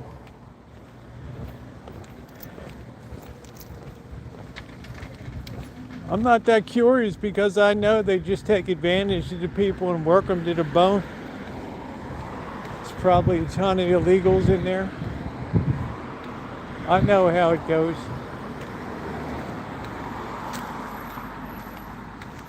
And I'm saying, how did those poor people make it?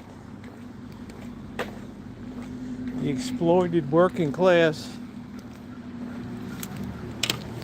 How is it possible?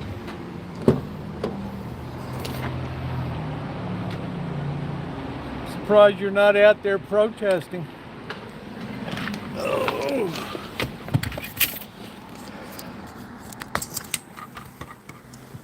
Terrible. Exploited bastards.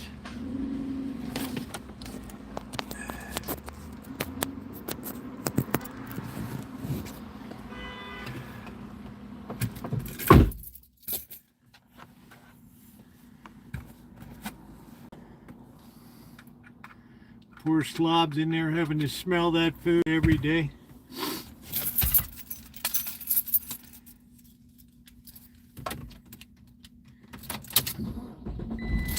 Something.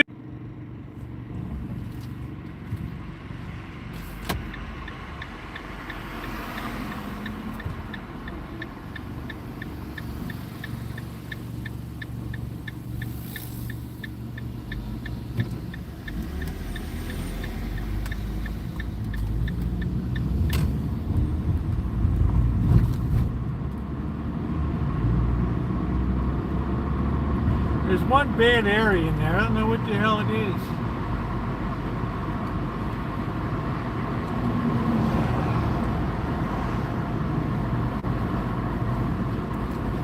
One really bad area in there.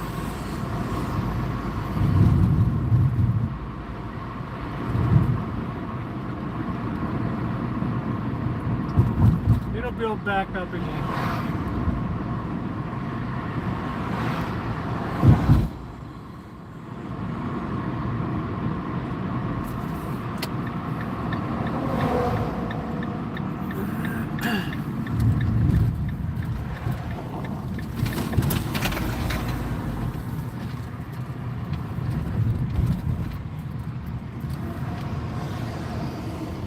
It's the Piss Pot Radio Show.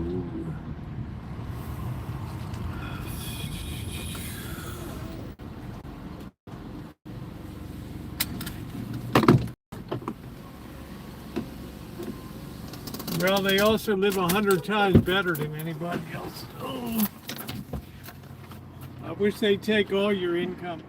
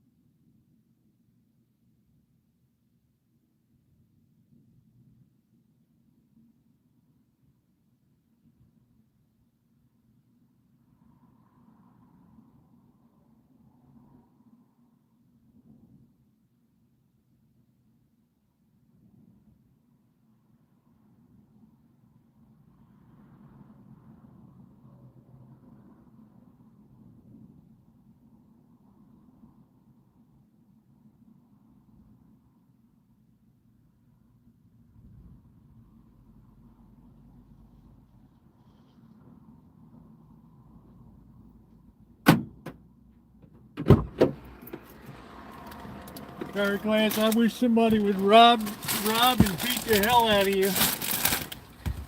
All right, we got some macaroni salad. I don't know what it tastes like. Let's see.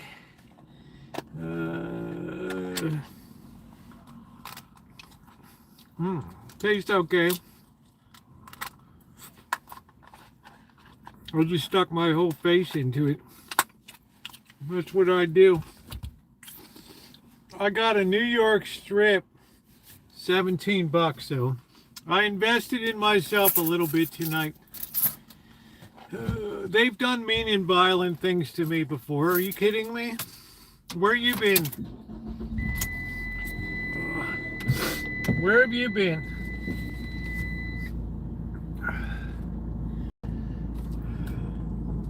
It's been my middle name on this channel.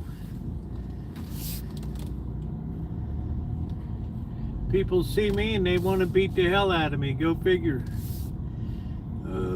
Where's the exit here? This is really weird, this shopping center. So I got that choice Angus for $15.99, which was on sale. It could be that beef is coming down a little bit. I don't know. Violence is my middle name.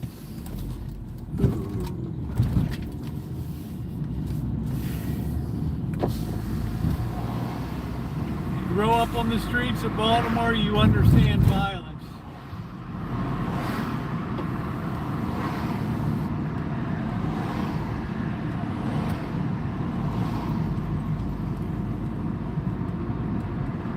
You gotta be able to take it, carry glass. You gotta be able to take it. Let me tell you how it is, brother.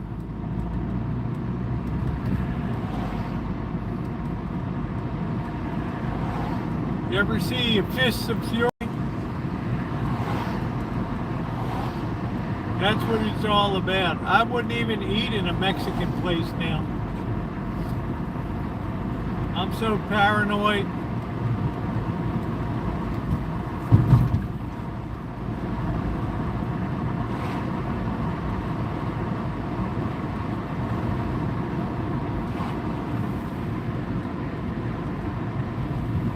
Yeah, some of us can't avoid it. It just finds us.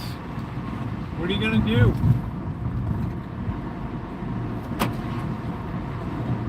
Sometimes it's just go time. All right, we got some macaroni salad. We got some new fresh peanuts.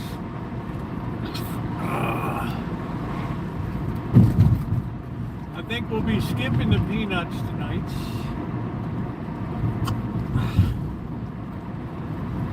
Cluck, cluck, cluck. Cluck, cluck, cluck. Shit, I hope those are salted. Son of a bitch. Are they salted? Yeah, good. Woo. Can you imagine if I pulled unsalted? Woo. Wow, dog was leaping.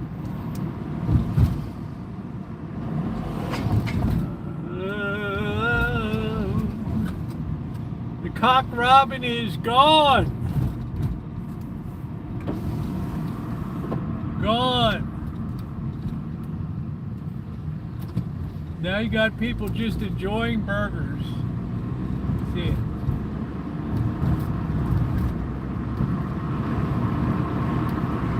I got a real nice steak.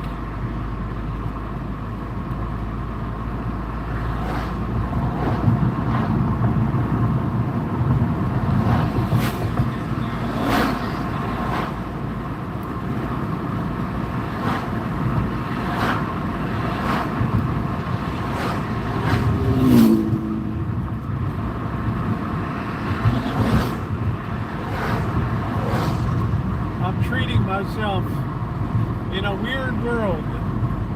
I am treating myself.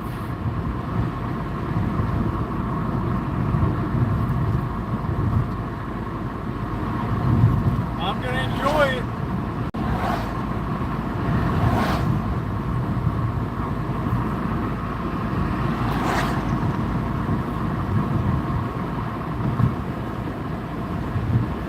Been so long since I had a steak.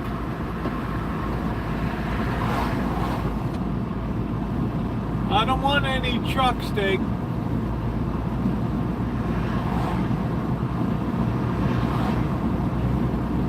Chucky's in love with your mug. Please hit the thumbs up.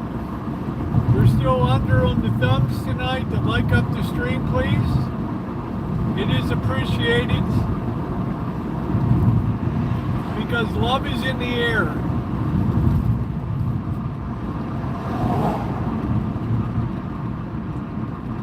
All the people everywhere.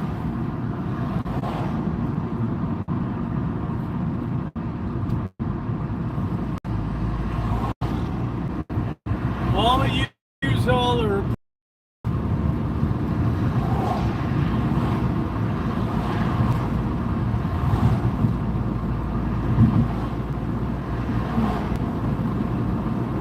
sometimes you need to get a little bit of red meat in you. We're all in this world together. Oh no, I got a gassy grandma on the road. Oh shit. So happy together. How is the weather?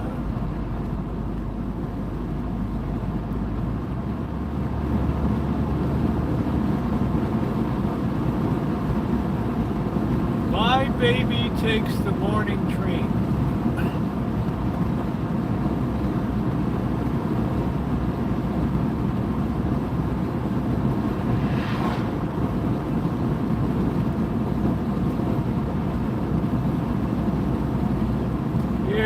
I worry a little bit about Amanda Hug-and-Kiss's health. She's kind of been through it. Although I think she was going on some, maybe she was, I can't remember, maybe she's on a trip or something. Enjoying Passion Week in a different kind of way.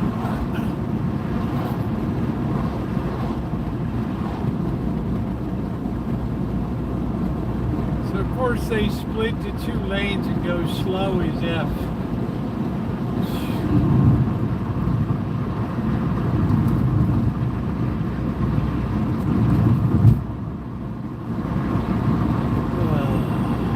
Clown boy.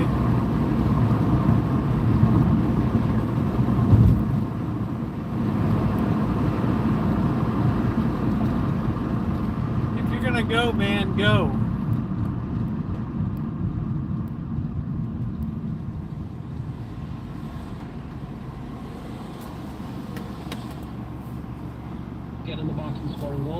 Worry about helping the team control the game in the midfield. So, yeah, there's always these different moments when you play midfield where you have to...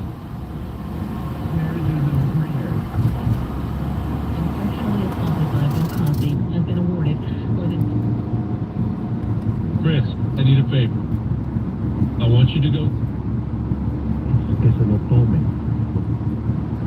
Harriet Bonvoy, official hotel partner of the... Hard enough you'll see him in between those letters.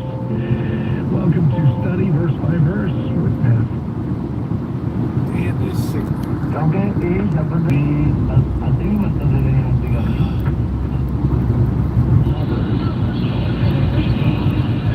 As well as Josh Minot, the former Minnesota Timberwolf.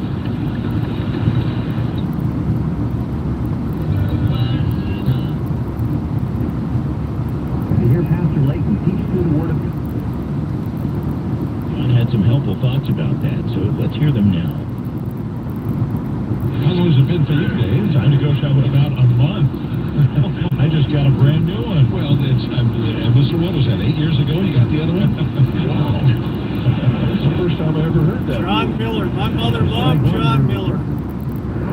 Grisham hit the triple back in the second inning that made it 5-0, 2-run triple. And he has won before in the game. He hit a pop fly to shallow center that was turned into a very cool looking catch, a sliding catch by Bader. Now he takes way off the outside. A change out up that just flew out of the hand of Brubaker, well wide in the strike zone, and it's 2-1. He also hit a drive deep into right field and was caught. A nice play by Jung-Hoo Lee back near the 365 marker. 2-1 pitch. Ground ball to second. In to field it. Arise. Straightens up. Throws him out at first. Inning over. 3 up, 3 down. That's 2 innings for Brubaker. The Giants have Bailey, Bader, and Arise due up. Last of the 8th inning, trailing 7-0. Jeez. Wow. 7-zip.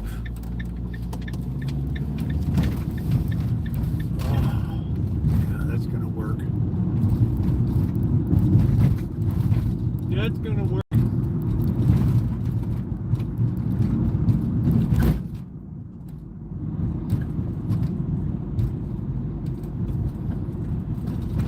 That's gonna work.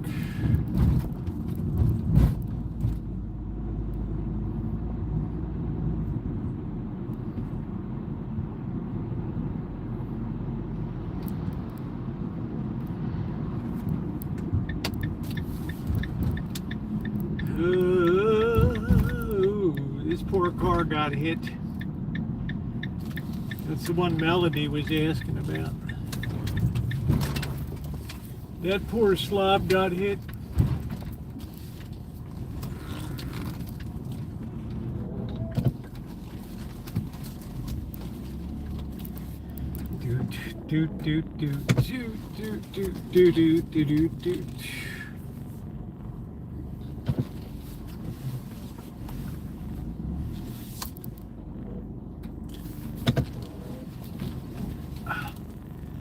So many cars whacked out here, I'd never park on the street.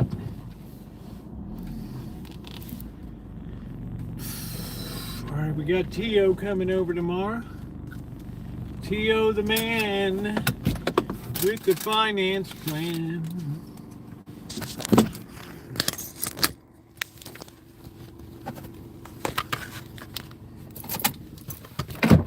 Let's get our key.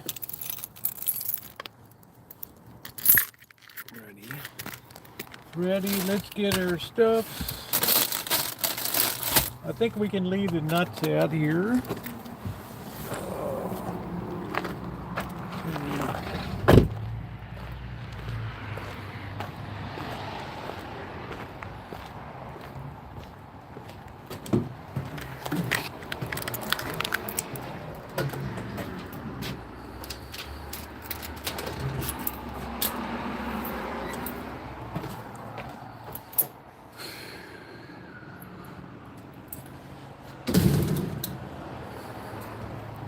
I thought I saw some fighting out here. Some fighting. Not good. Not good. All right. You boys better not be fighting. All right.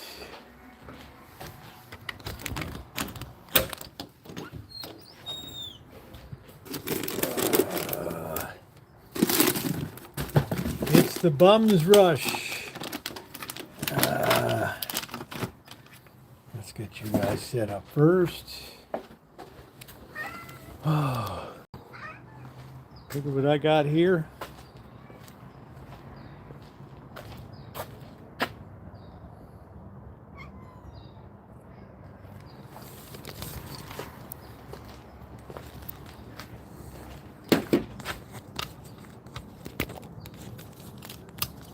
The Battle of the Skull.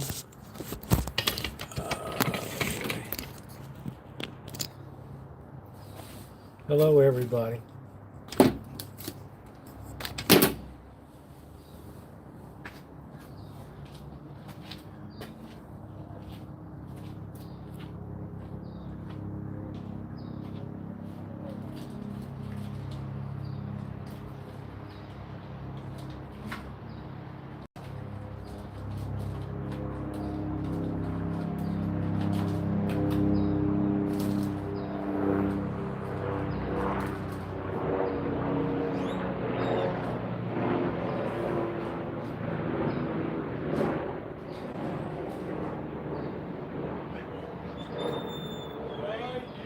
guys.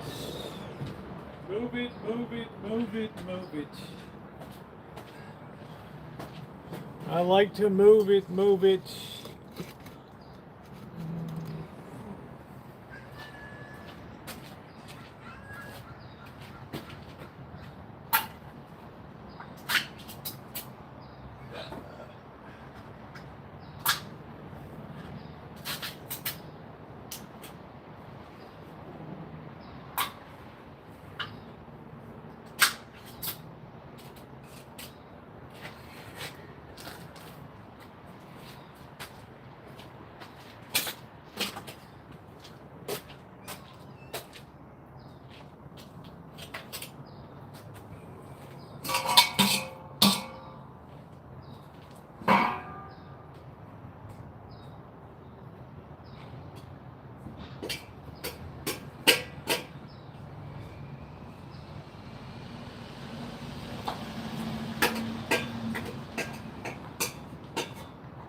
Yum, gelatinous blob. Yeah. Nice gelatinous blob tonight.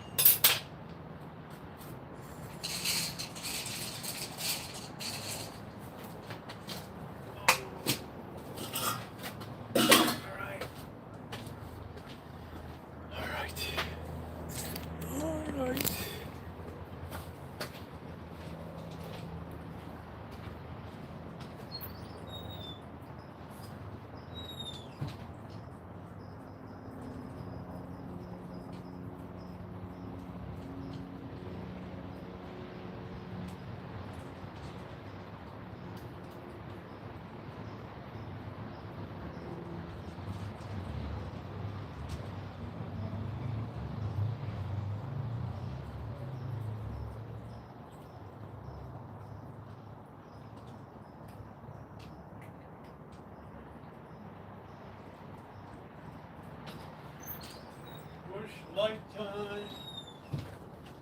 Yes. Push light time.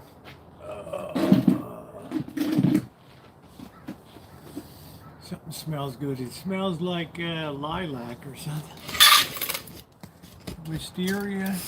I don't know what the hell it is.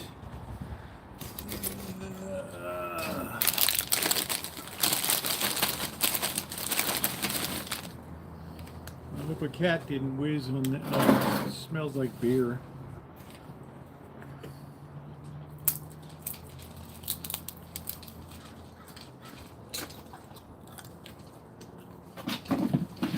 Get out of there.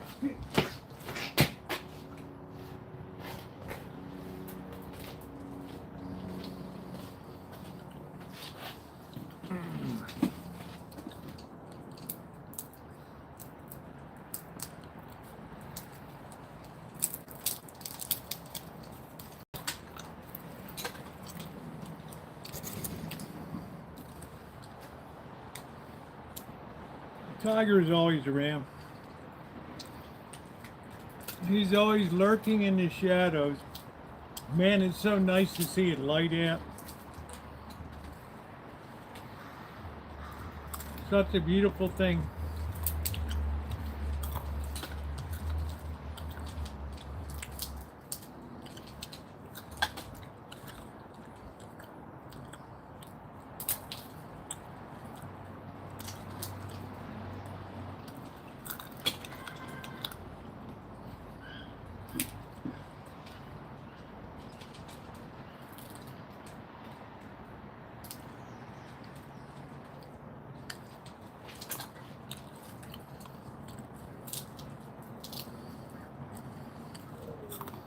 Controlling the food has really been a good thing.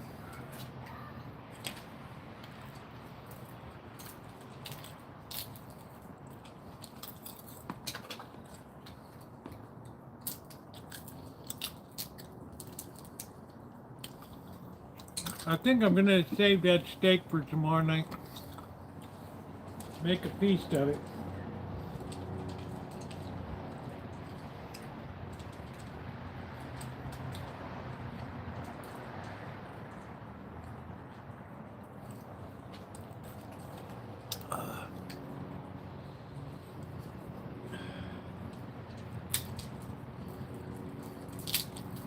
These are the peanuts from Texas Roadhouse.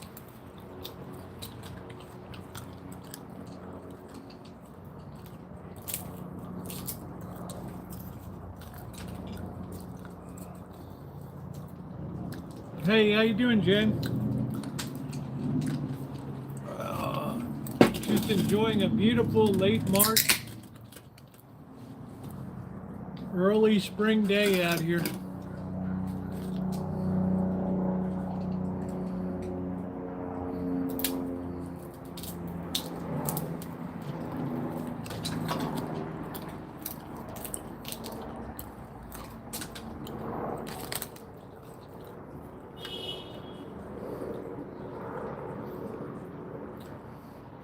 Yeah, it's already gone on 8 o'clock. Can you believe it?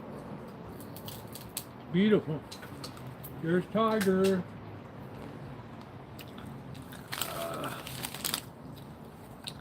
Tiger and I have come to a new understanding.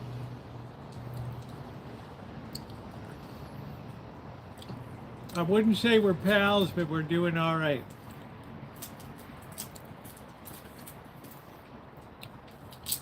Oh, thank you very much, Jen. I appreciate it.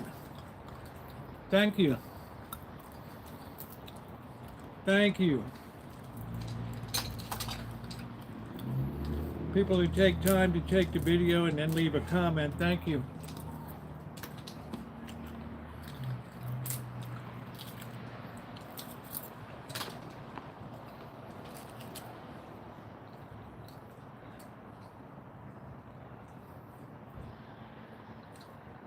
You had enough? Bottomless pit.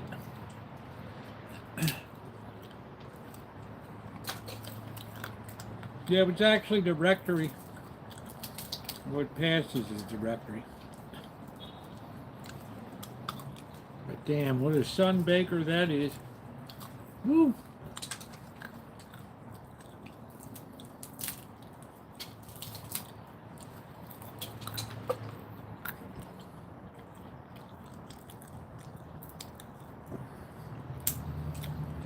This cat loves peanuts.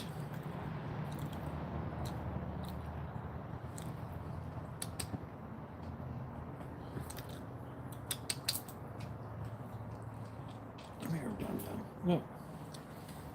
Where are you? Here. Come here, Dum. It's got the IQ of a potato.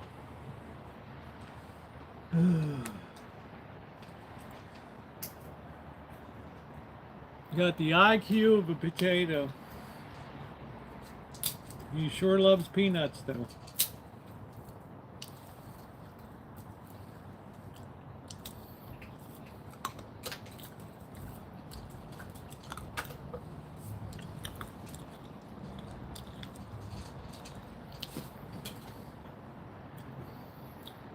Man, what a beautiful night.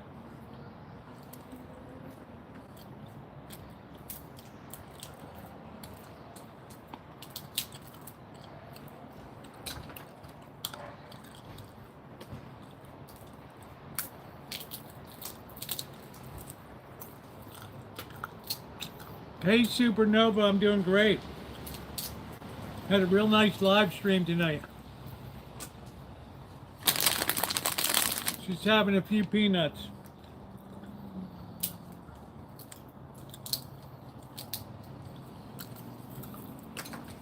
They say they're salted, but I don't really think they are.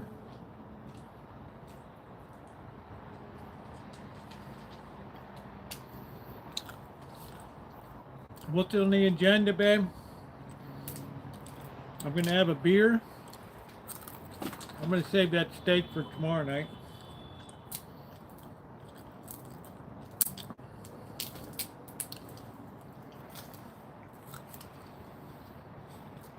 Have a beer and enjoy the sunset. I picked up my onions today and tomatoes. I'm happy.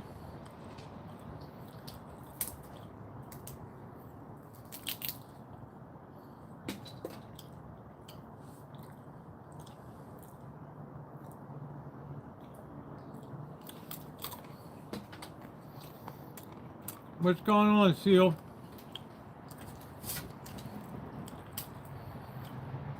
Oh. Just enjoying life after a hard working day.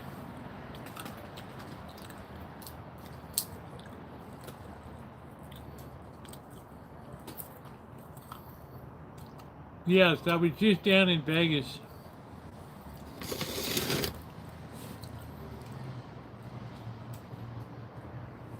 Down for a week. I came back a day earlier.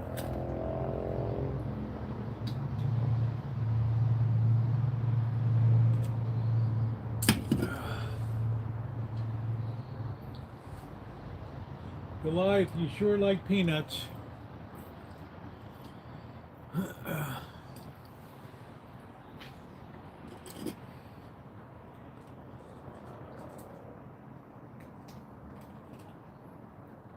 I live in Santa Rosa, California. I was down there for 6 nights, 7 nights, something like that. I went down on Sunday and came back on Sunday.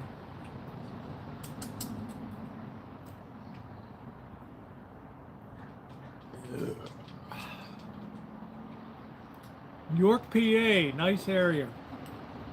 Harrisburg, York, Gettysburg, Hanover. I'm originally from Baltimore.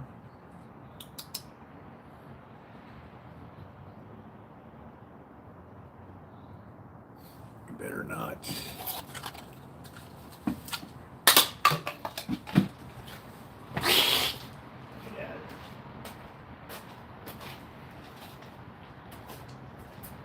You dare take a dump in that box.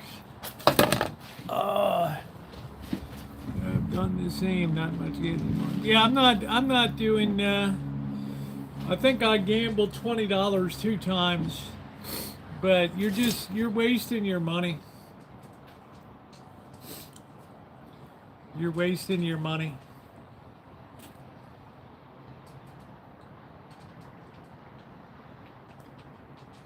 They need that money so bad that they've got the maximum. They can hold up to 20%. Legally. Means if you start with $100, even in the best case scenario, after $5, your money is guaranteed to be gone.